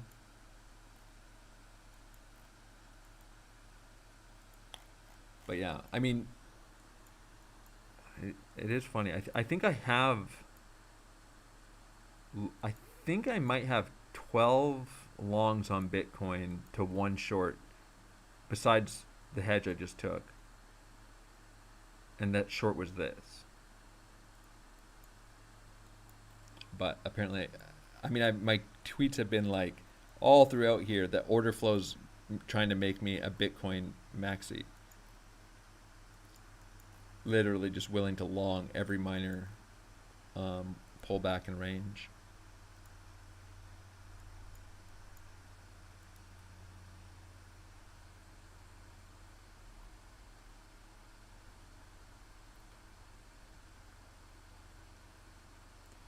But I would be careful in this more choppy uptrend.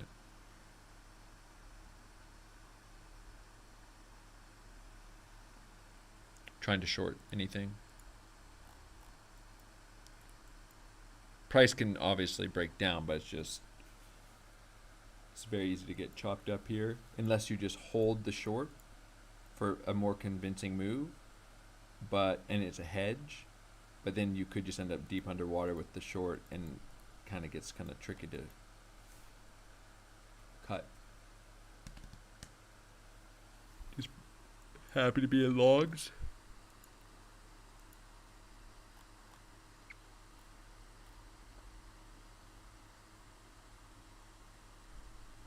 I'm targeting 81 to 82K on a big move here. Yeah, I've shared. I don't know what the most probable Elliott wave count is. This is clearly looks like a 1, 2, 3. Oops. So if you're wave 1, you probably have some kind of ABC there. This is probably an impulsive idea. Up into 81, 82K could make sense.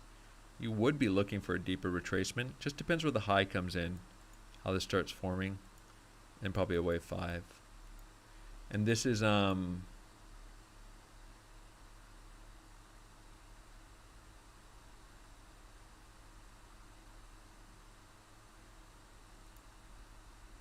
this level probably coincides with something like this potentially, and we can pull some ideas for potential highs. It's a region of a few confluences up here.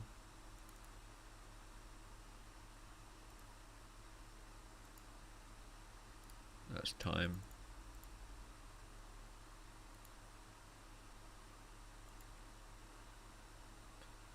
Everything kind of aligning there from a fib perspective. Obviously, what would make it the most interesting is if there was a bit of a timing confluence with this channel. Probably a bit of a region anyways. That would look more like some kind of correction into here. So this is a region I'm looking at for an Elliott wave idea, and maybe looking for a deeper correction from there, and then you would presumably be looking for new all-time highs. We'll see what happens.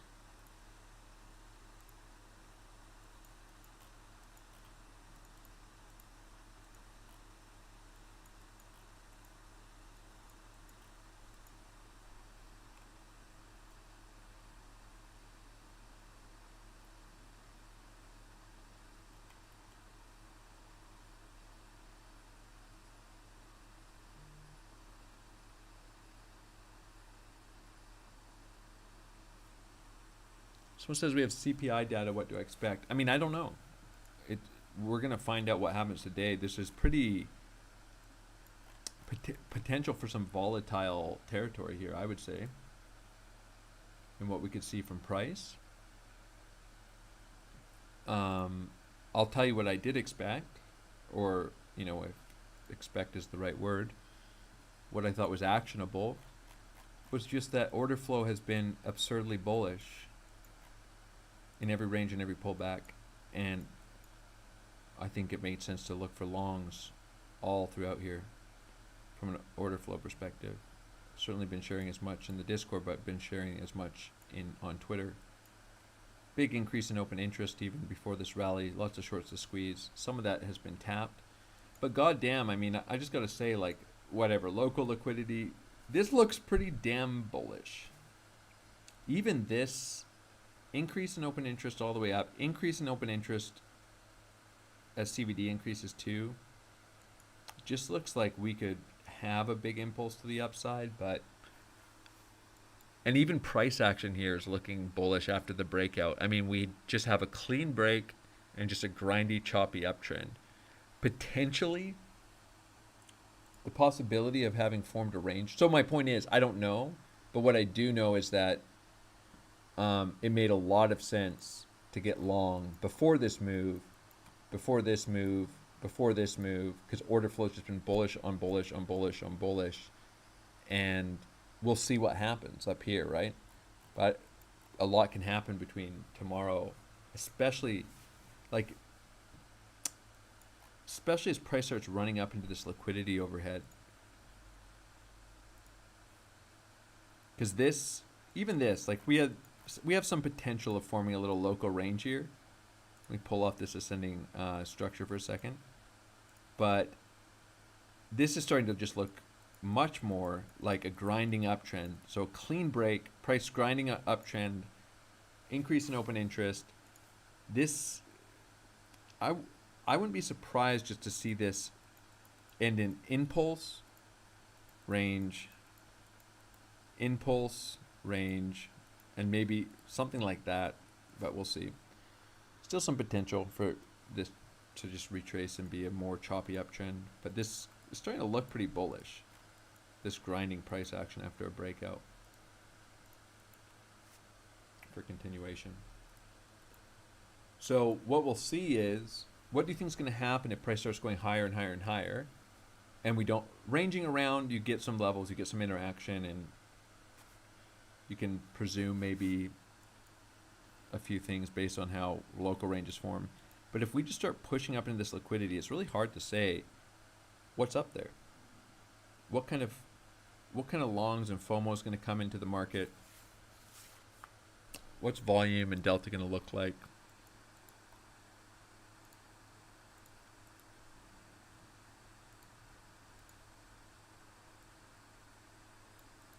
But yeah, I think cutting short plans here, any hedge shorts, made sense to me.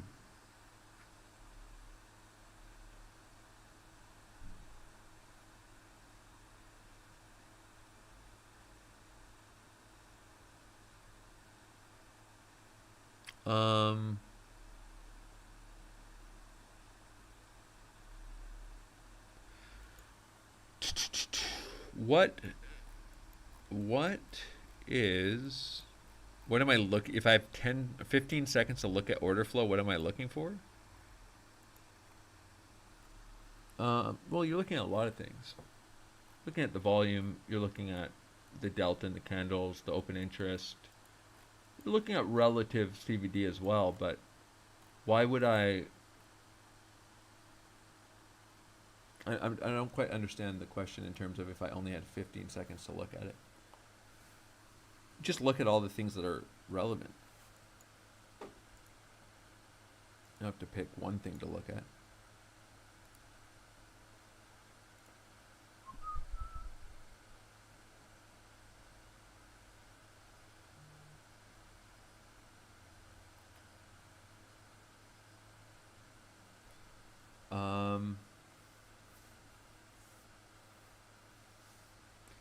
The other reason you can kind of expect a bigger move, it's just order flow has been so bullish.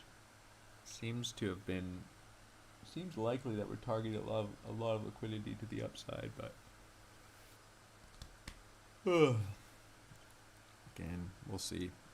Maybe a choppy range. Probably going to be looking to add to longs, like I said. I'm gonna stay live for,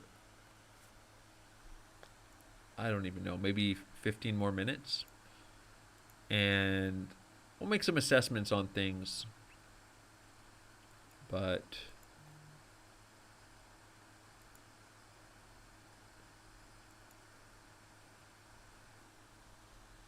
again, I wouldn't log this personally. I'm not saying these guys kind of got away with longs. Well, some of them did, but it's just not the best time to look for a long at these sweeps of the highs.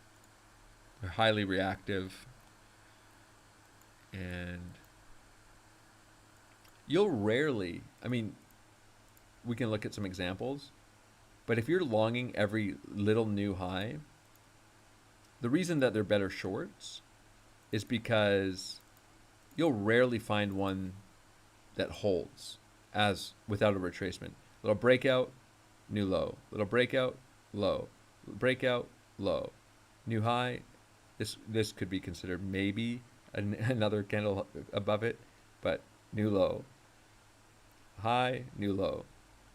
And maybe here, high, not new low, but lower low. So longing here, we can look over and over and over and over and over. It's the worst option. Even local retracements are better. Now, of course, something like this, where you're not breaking out of a range, but maybe you're breaking out of a descending structure. You have something like this, a big liquidity grab, breaking up like this, and you're not really looking at the local high as the primary breakout idea, but something more like this, stop under here, into all-time highs, that could make a little more sense. But longing the tops of all these wicks, not so much. If you play it really tight, you could technically probably scalp and short the tops of all these wicks. Price is moving enough to close half of it, put the rest as break even. And sometimes I do that scalping, but let's look at order flow quickly here. 4 million negative delta coming in. Decent amount of volume. And price threatening a range. It's in the mix between a choppy uptrend and a range.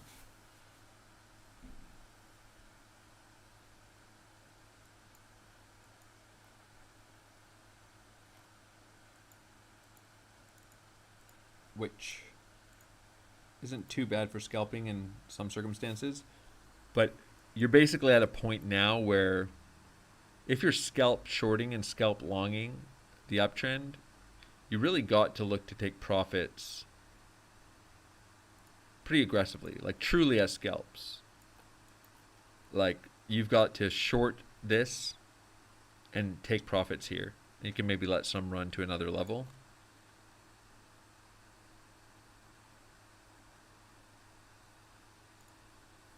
Oh, wrong screen.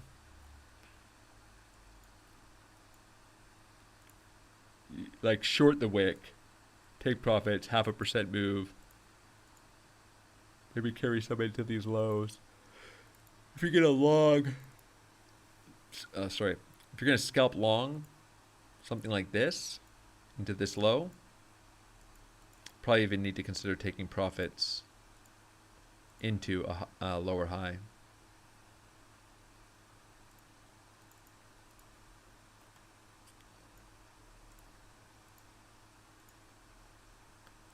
That's probably how I would consider scalping this.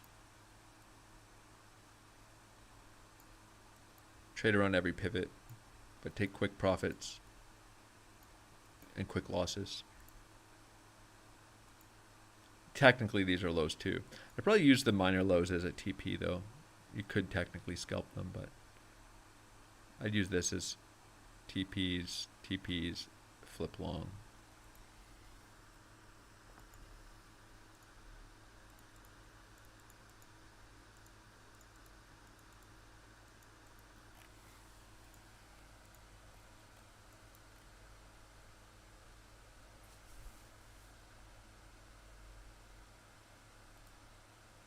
All right.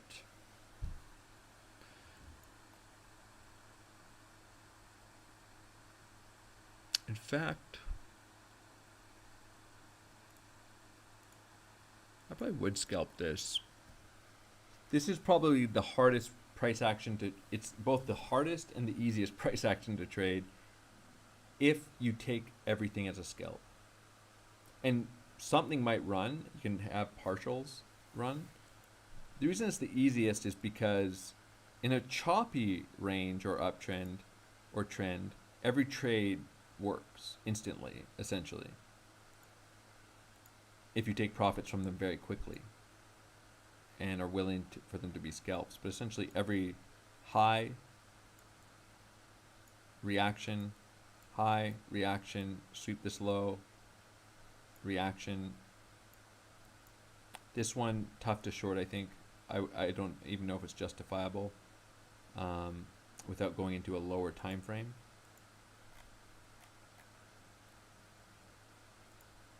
Low, swept, long, and in this choppiness, everything's working. Even this works as a scalp.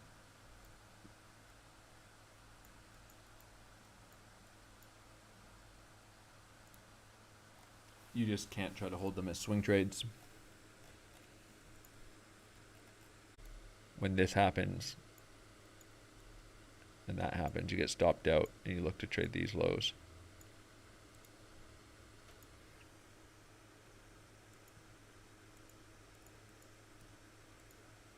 But of course, this is nightmarish price action for somebody who's trying to trade every low as a breakdown short on a local time frame.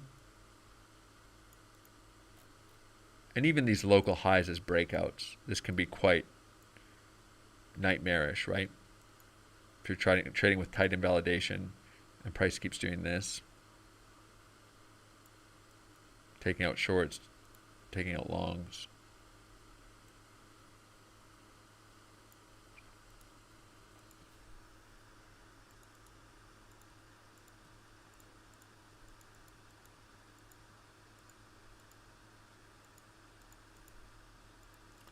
Delete everything. All right. I'm still interested in this on Fed if I get it. I'm almost certainly going to take it. I'm not saying it's not reasonable. I'm not going to take the breakout long. I'd rather see some of this liquidity grabbed to the downside. I'm going to enjoy being in a long here. And maybe not look to hedge short. If I'm going to do anything, I'm going to scalp short all of these horizontals and scalp long as well. Always the chance to carry partials into a swing position or much higher. Something like this, for example. You scalp it, you TP1 on this horizontal SR flip. I know it doesn't seem like much, like a 0.67% move. Stop to break even on the scalp, and maybe you try to hold some of this, take some profits there, and hold the rest for a breakout you've added to your swing long. Same thing down here. I'd probably just hold this as a swing trade, not scalp at TP1. And the same could be done for shorts.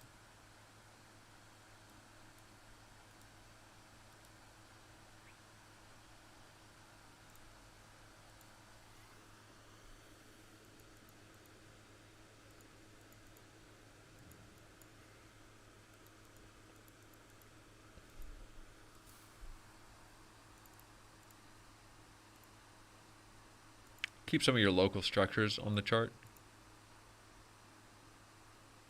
because this is now, you have the range structure, which is pretty simple,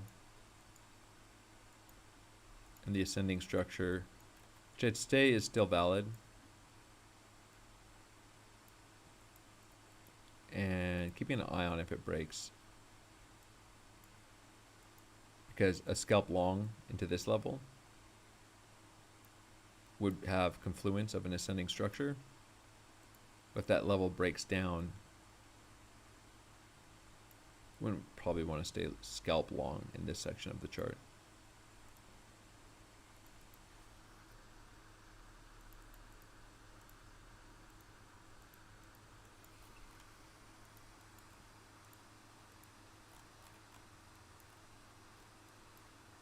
All right.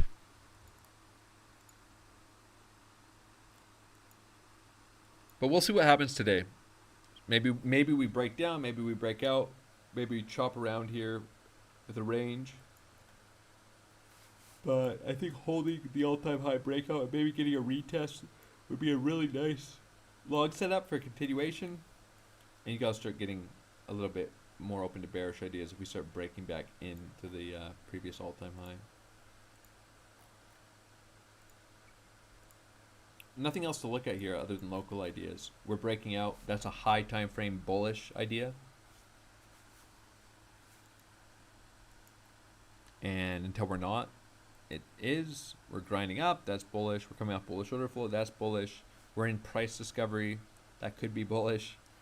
So high time frame, I think it makes sense to be bullish up into this 81, 82K region for me. And then I'm going to be open to looking for shorts, ideally off a rejection or a range up there and some local structure similar to the idea for shorting FET. We might rather have a range form, some local structure, and an impulse up into the level on a lower time frame. Maybe, just maybe. Let's give it 5 more minutes. We'll get the quick move down. We might hold this breakout on FET, but for the long setup, we can look at that.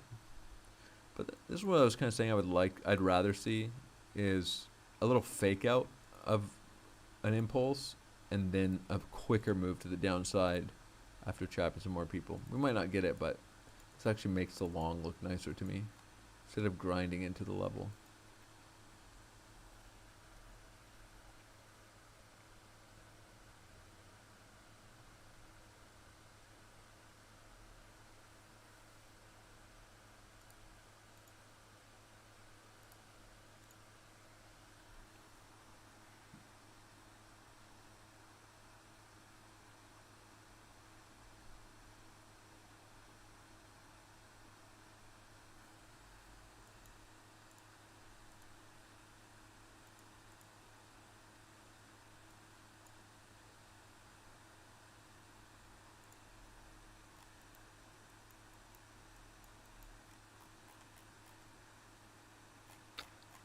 I will say some shorts coming in on Bitcoin,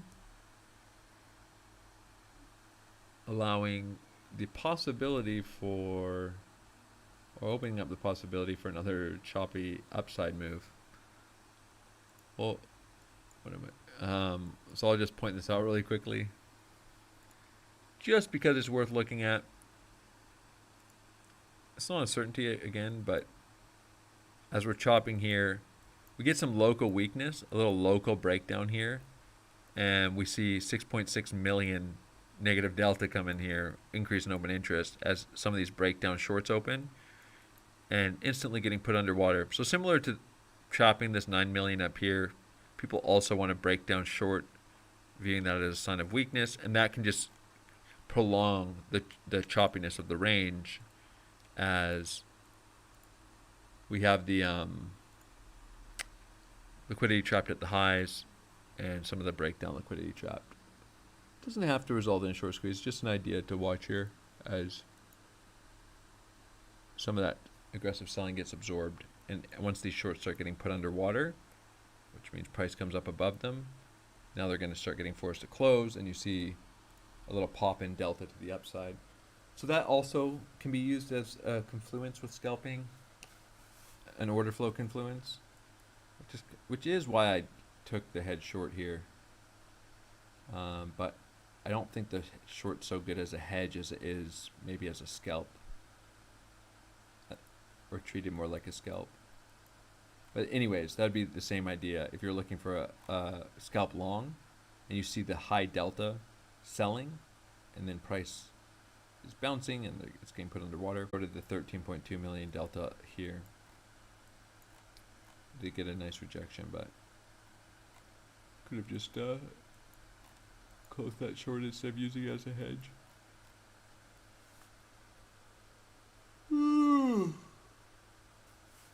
The only thing I would say about this that I don't like is that we didn't take these lows.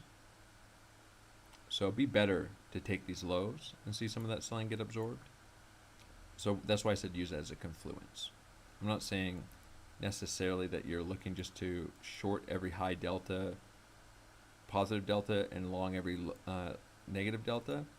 But using it as a confluence at a key level is a nice idea. All right, we're going to wait 2 more minutes. And if we get a move into this FET level, I'm going to take a long if there's a nice reaction.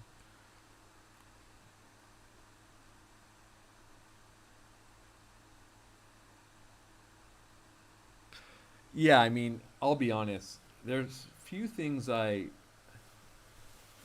dislike. I mean, I do not like just staring at low time frame charts. I like setting alerts at levels. I like to look at charts when price is doing something that I'm interested in trading. And so to sit here for hours and just comment on price, you know, I'd rather just take trades that when I'm interested in levels.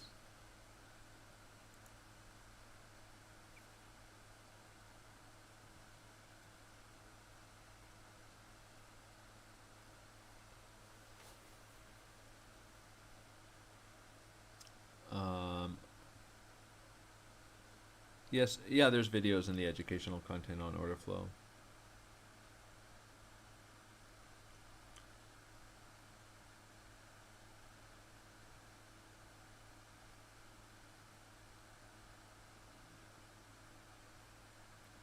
Be kind of cool to stay on the live stream for this FET trade, potential trade.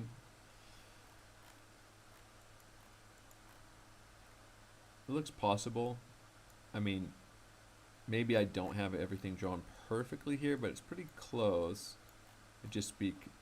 If price comes straight down into this level in the next candle, I'm not saying it will actually be pretty much a perfect timing intersection with this channel and this horizontal.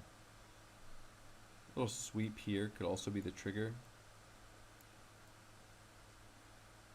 Probably enter on a reaction, and if you can always cut right at a partial. 1 hour stop for me will be about 2.7% away. Looking for that strong reaction. If this happens, I could always cut around break even or a slight loss and reassess for some strength. Ideally, you just want to see all the structure hold. But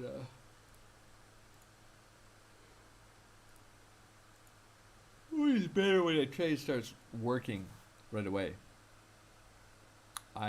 That's what I like to say.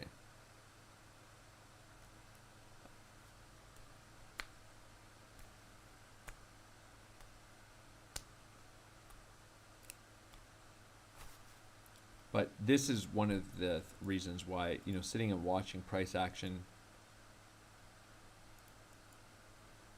you're interested in a long here, could sit here for hours as price just works its way down. And I guess some people, they also have the FOMO issue of they're waiting, and then this happens, and they end up longing the top of this candle. Kind of gave that example earlier. And then even though they're waiting for this trade and maybe price ends up doing exactly that, they end up in like 3 or 4 weird longs that get stopped out on the way because they're just sitting staring at every candle. For me, it doesn't do that. I just don't like staring at it because what's the point?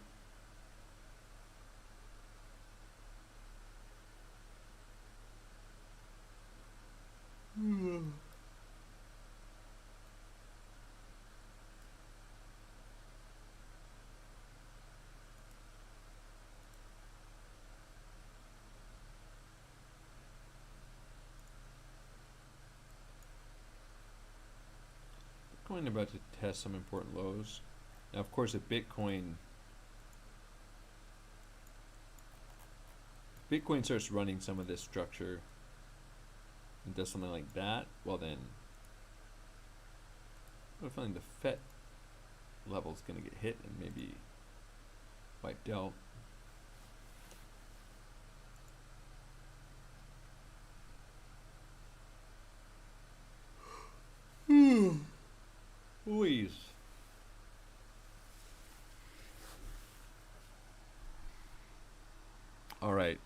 I know I said 2 minutes, but let's just wait 1.5 minutes for this 5-minute candle to close here, and then we're gonna call it wraps. But that's what I'm interested in. Looking for a reaction. I'll obviously be updating in the Discord if I do take the trade. I'm interested in, just to look really quickly at FIL. I'm still holding behind under there. I mean, Bitcoin looks like it wants to run some local liquidity here, which is, let's pull off all this nonsense, which is probably going to send FET into its level. Always open to just a breakdown of FET, of course.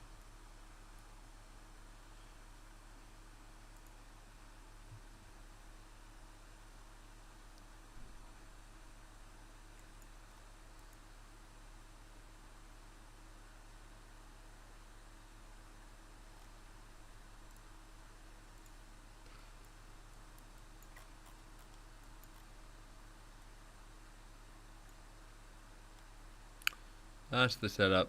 We'll see.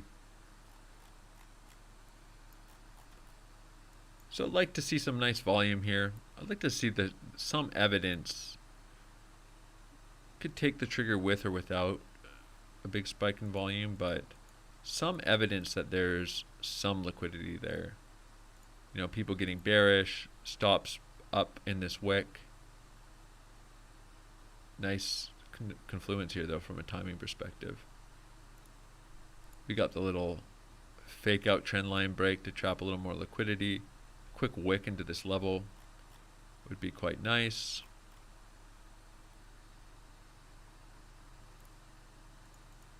Could come later though. We aren't going to sit here for another 20 minutes.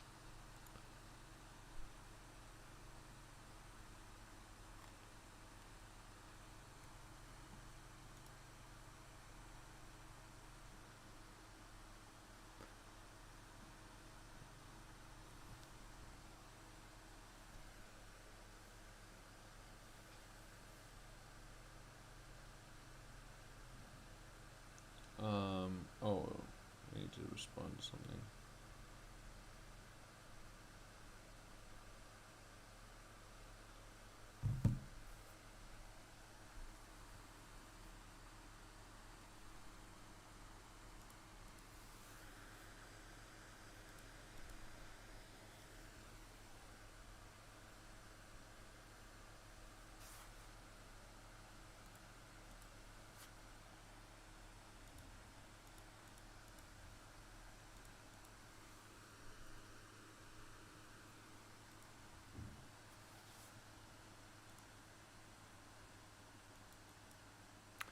Yeah, that is a big move.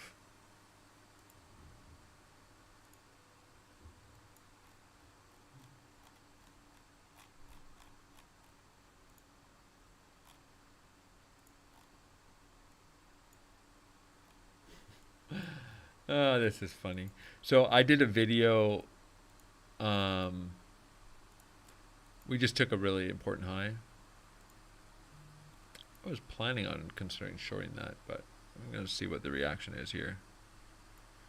I wouldn't short it without a failed break. I was doing a video on trading with risk management, just taking a bunch of setups. But one of the trades was just longing XRP for a breakup into these highs. But I was only doing the video for 2 hours and documenting all the trades and put them in a spreadsheet. So there's no way the trade was going to work. I wasn't taking good trades. I was just taking random trades essentially, because I needed price to go straight up in 2 hours. But it's cool to see that we're here, taking these highs, testing them. A major wick up above. Don't want to get too distracted here because I might be taking a FET trade.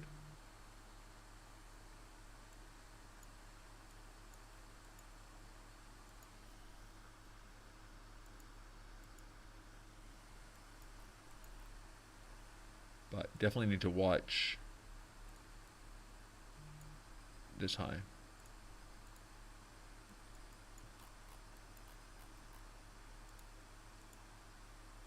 Lots of volatility around here though. Not going to worry about it right now. I'm going to worry about this.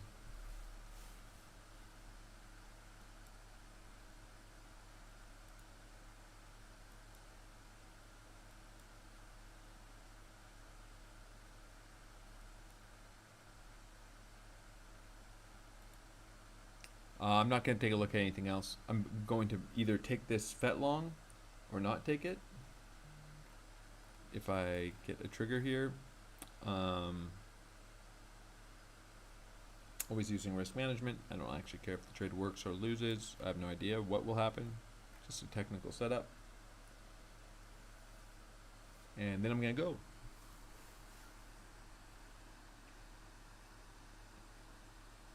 Again, still not long, no reason to be long here yet.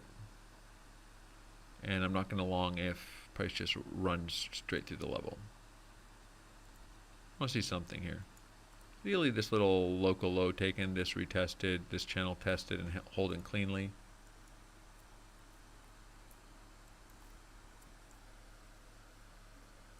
I could take the long and instantly get stopped out, by the way. Happens all the time. So for anyone who thinks that I know what's going to happen, I don't. And if you think you can copy somebody else's trade and not use risk management and become a bajillionaire, that's not how it works.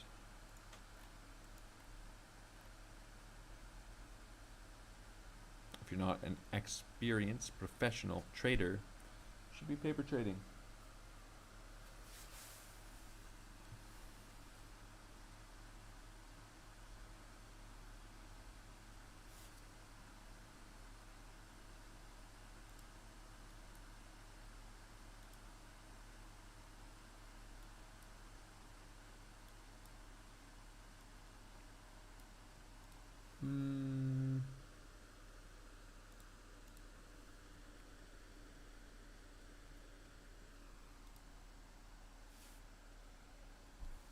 Again, no reason to be long here yet.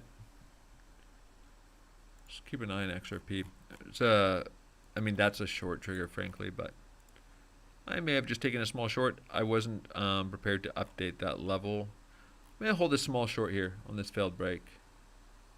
I'll put on a little size. Let's go back to FET. Yeah. Pretty small, though. I'm not going to... Just going to see if that reaction holds. Might cut on a reclaim. Bitcoin retesting these local lows. FET front running this level again, but I'm not going to trade it till we get it. Again, wanting to see a quick reaction on XRP. You can always re-enter, but the idea would be that you really don't want this high taken again. You want liquidity grabbed, this big candle, and take a short, and you want to see the price coming down and reacting to that liquidity quickly, ideally. If not, then you think about it on retest, but really nice so far.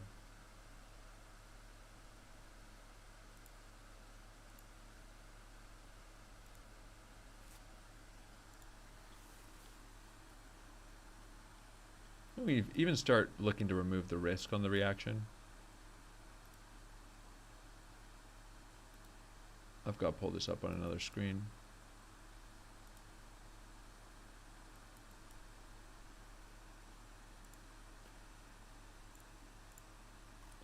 These levels are nice to short because they can generate really quick reactions.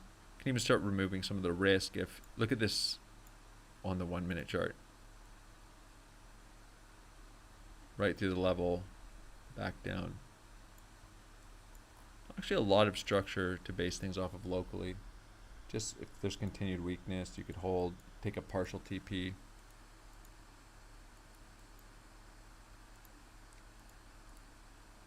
Eventually, Might get a retest, but pretty strong reaction so far. Let's see.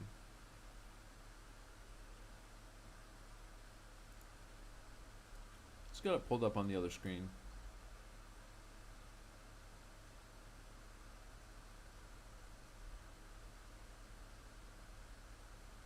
Never a bad idea to scalp your first TP. You can always re-enter.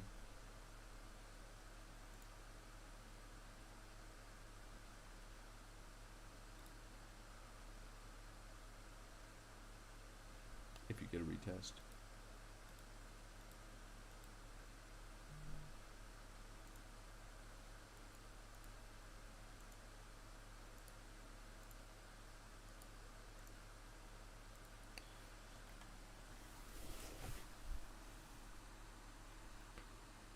All right. I'll give you an example of this similar type of setup here on XRP. Just be this, right? It'd be very similar to having this high and price coming in, wicking through the high, and then taking the short on the rejection and just looking for the quick wick reaction to the downside. Of course, this is a 4-hour chart. So, but that's the basic idea. And it would be the kind of idea of having shorted FIL. You know, you can take profits off the initial move, but you have this wick here, price comes and sweeps it, traps some breakout traders, you have a quick reaction.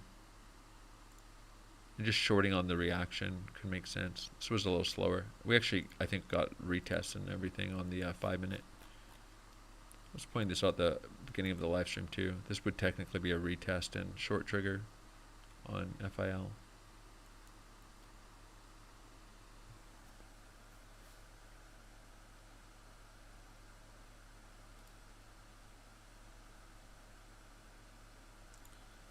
All right.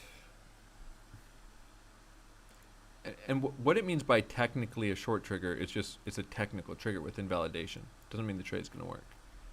But you have the wick, you have the rejection, can enter in without much hesitation, I would say, but with risk management. And you don't care if it wins or loses, right? You have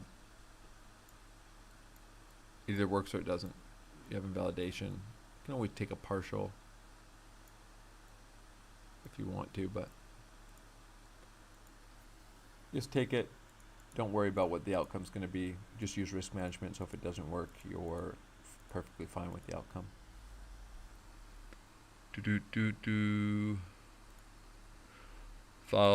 FIL getting crushed here. FET is being this has been the worst coin to scalp in the world today. Pretty cool. Bitcoin wrecking some folks with some local ranging. You'd be surprised how many people are getting wrecked by this price action. It's just a choppy trend. All right, I think I'm going to go. I'm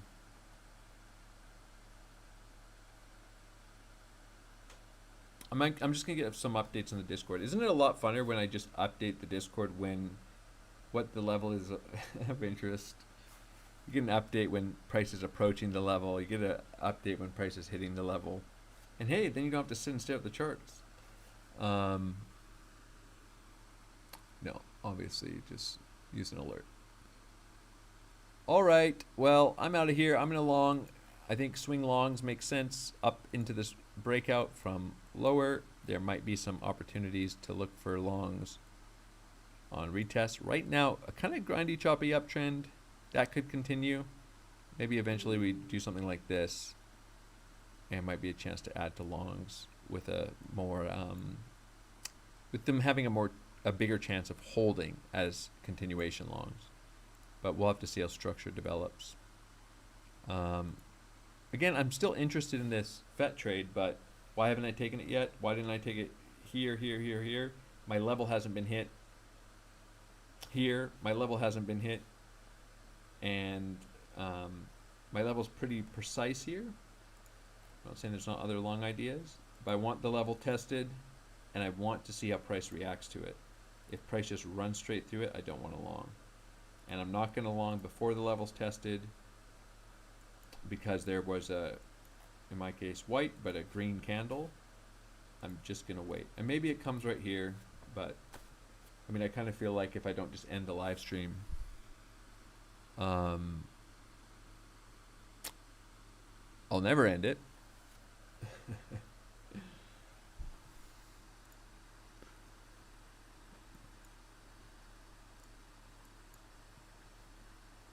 But I guess I'll keep it up because I'm going to be sitting here for at least a couple more minutes to see if price runs into this level. But if we just start ranging here on the 5 minute, I can just come back really quick.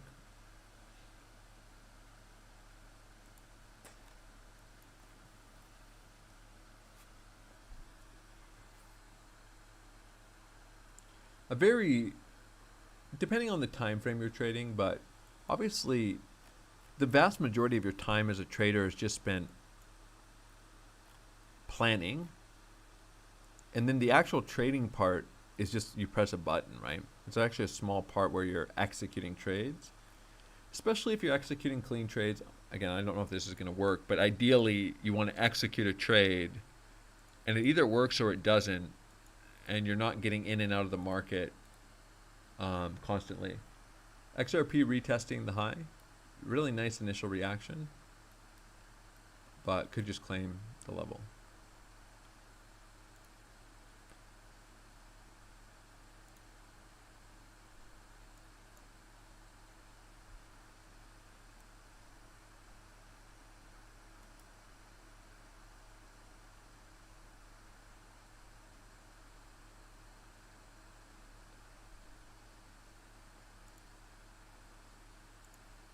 They want to see, ideally, the retests hold.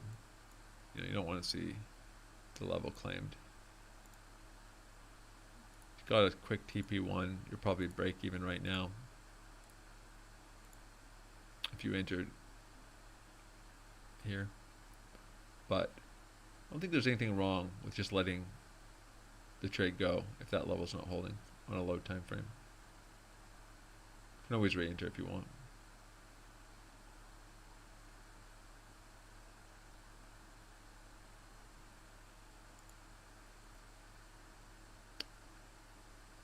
You entered in a long time on a low time frame, you can exit on a low time frame.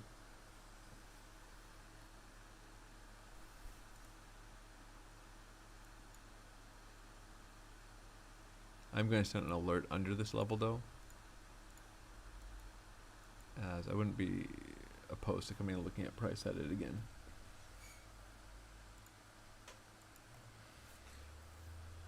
But here's the other thing.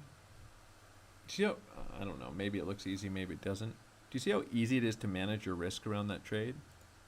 You take the trade, start taking profits, take it, and even just cut it at break even, cut it where you entered it, doesn't matter. Just get out of the trade. It's not, don't sit and be like, no, I need to short XRP to the ground.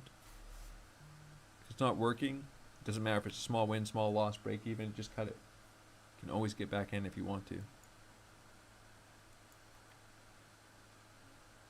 Shorting the initial reaction of liquidity either works or it doesn't. Worst case, you take a full stop, but you don't even have to.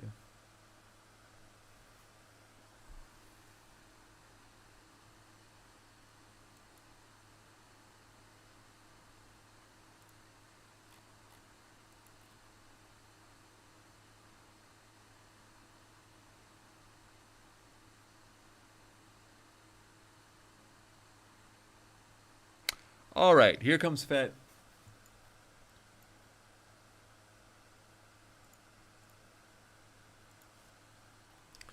I'll update the Discord.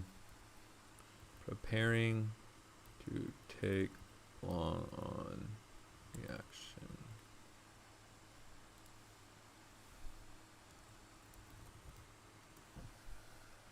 Better to update as the level's approaching here.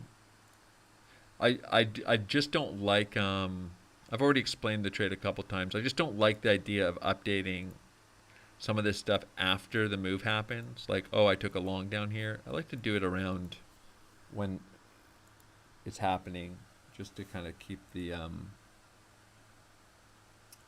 clarity of live price action there for people who are charting it.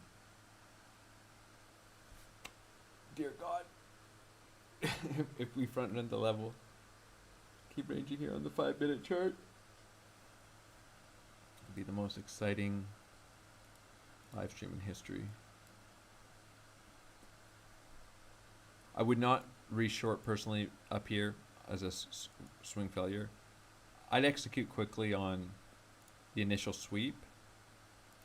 I have a 3% rejection, but kind of just be willing to scalp it and reassess on a retest. If price isn't holding it, just close it.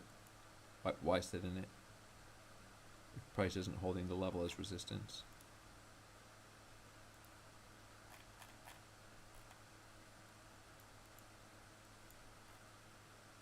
Could end up in a monster.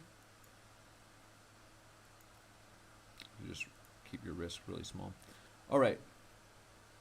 Let's see. What is going to happen here?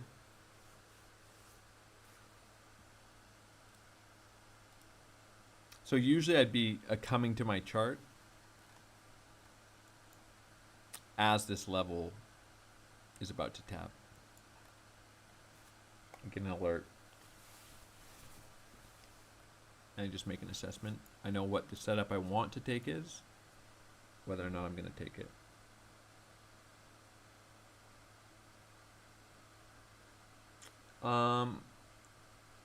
Hey Ken, you said you lost your role after a month, but you paid for a year. You lost your membership role.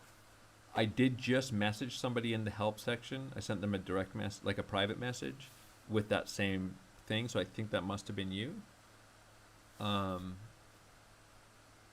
take a look at your DMs. If not, I'll take a look after the stream. But I did just message somebody to help them do that.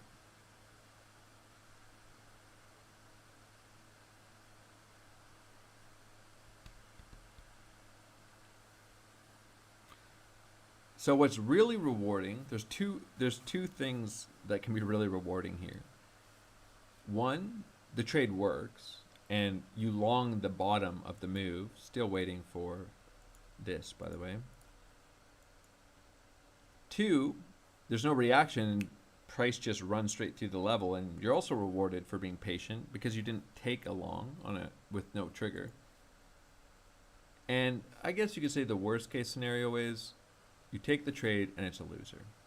But you can feel good about taking a well-planned trade with risk management, not expecting every trade to work. So that's how all the patience and planning culminates into one of three outcomes. You don't get a trigger, you get a trigger and you take it. I guess it could be four outcomes. It wins or it loses. That's it. But the success in trading is the patience, discipline, planning, and being willing to take technical triggers based on your system and your plan with risk management. And I don't think so. Fet.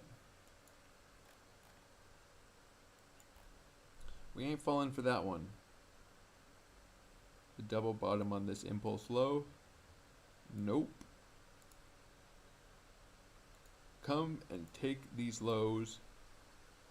Let's see what this level is made out of.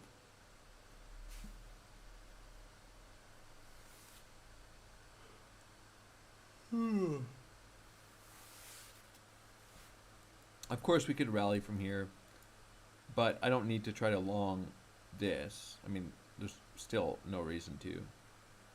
Something a little more volume. That could be a trigger.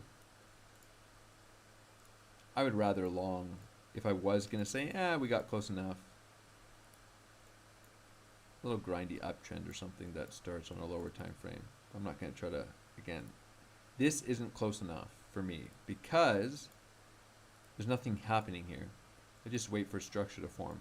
Still would fade this long, not going to do it until I get exactly what I want, and or some more structure, some more strength, because this can just give out easy enough.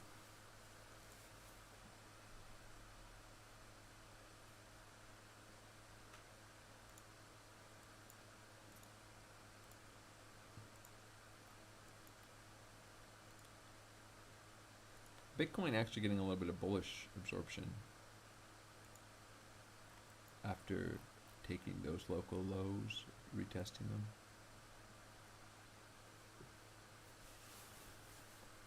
And of course, be great if I take a long trigger here and then instantly get stopped out.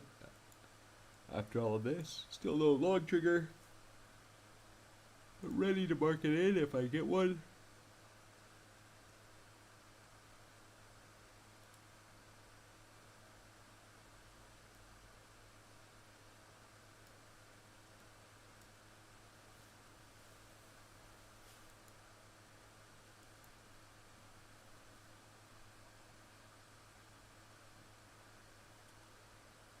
Would be just such a clean interaction, right?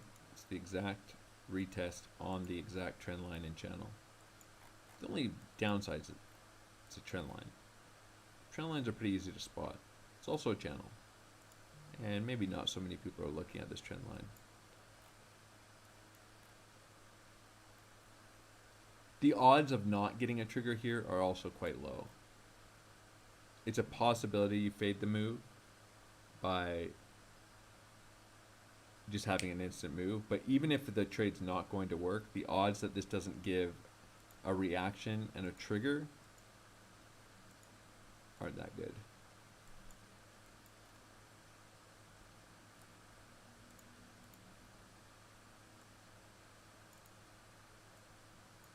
And of course, could always be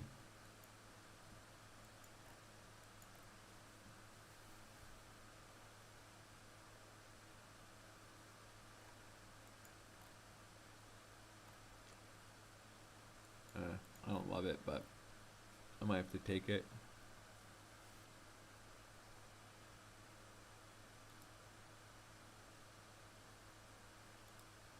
Yeah, I took it. I don't love it.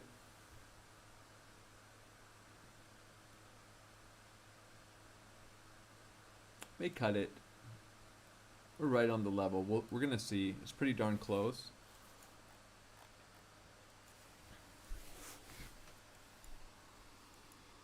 I'm okay to take a stop, but the thing I don't like is I would have liked to see it a little more aggressive into that. But we can always get a little move into this and come retest it in a little bit.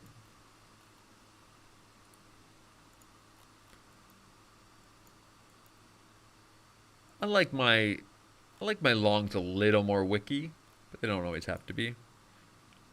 But there's a reaction, technical trigger. It's enough to justify taking a trade and ideally seeing some follow through.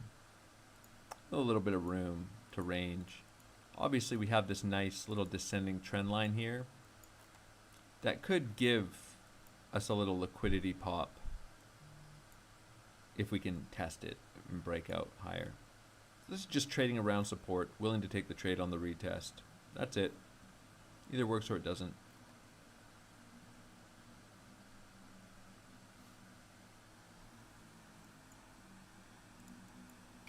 You could wait for structure to form here and some candles to close and a retest and all those things, but also oftentimes we'll just find yourself in situations where you don't get them and you just decide, are you willing to trade the level or not? Is the level reacting? So I'll take it. Bitcoin about to break out of the highs again.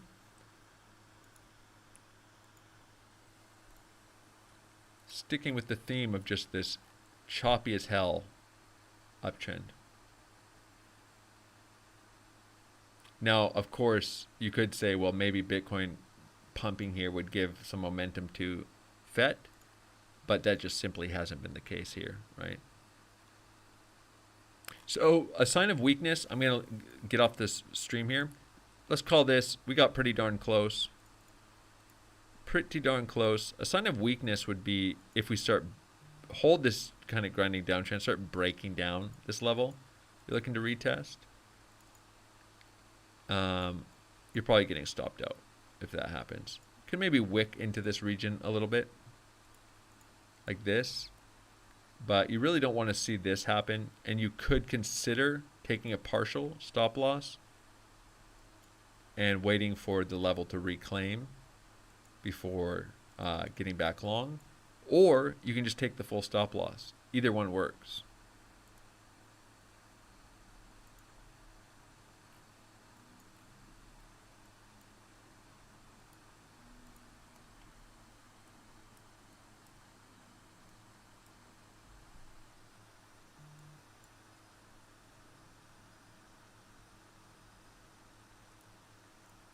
But this is the key structure.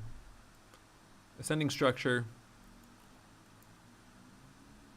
For me, I'm targeting into these highs. Be interested in longs down here as well. If this breaks down, we break out of this descending trend line. Also close my scalp short. I'm just scalping the mid time frame structure, so.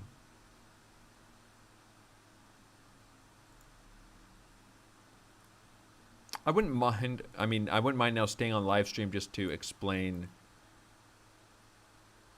some things here if we start breaking this down. But it's a pretty reactive level, so we'll see. Probably it's either going to work or it's not. We might chop around here a little bit. I wanted to give price a chance to break this level down just now when I was still on live stream, so I could explain a few things, but unfortunately the trade may just work. So I'm going to sign off the live stream, and I'm going to let you guys go.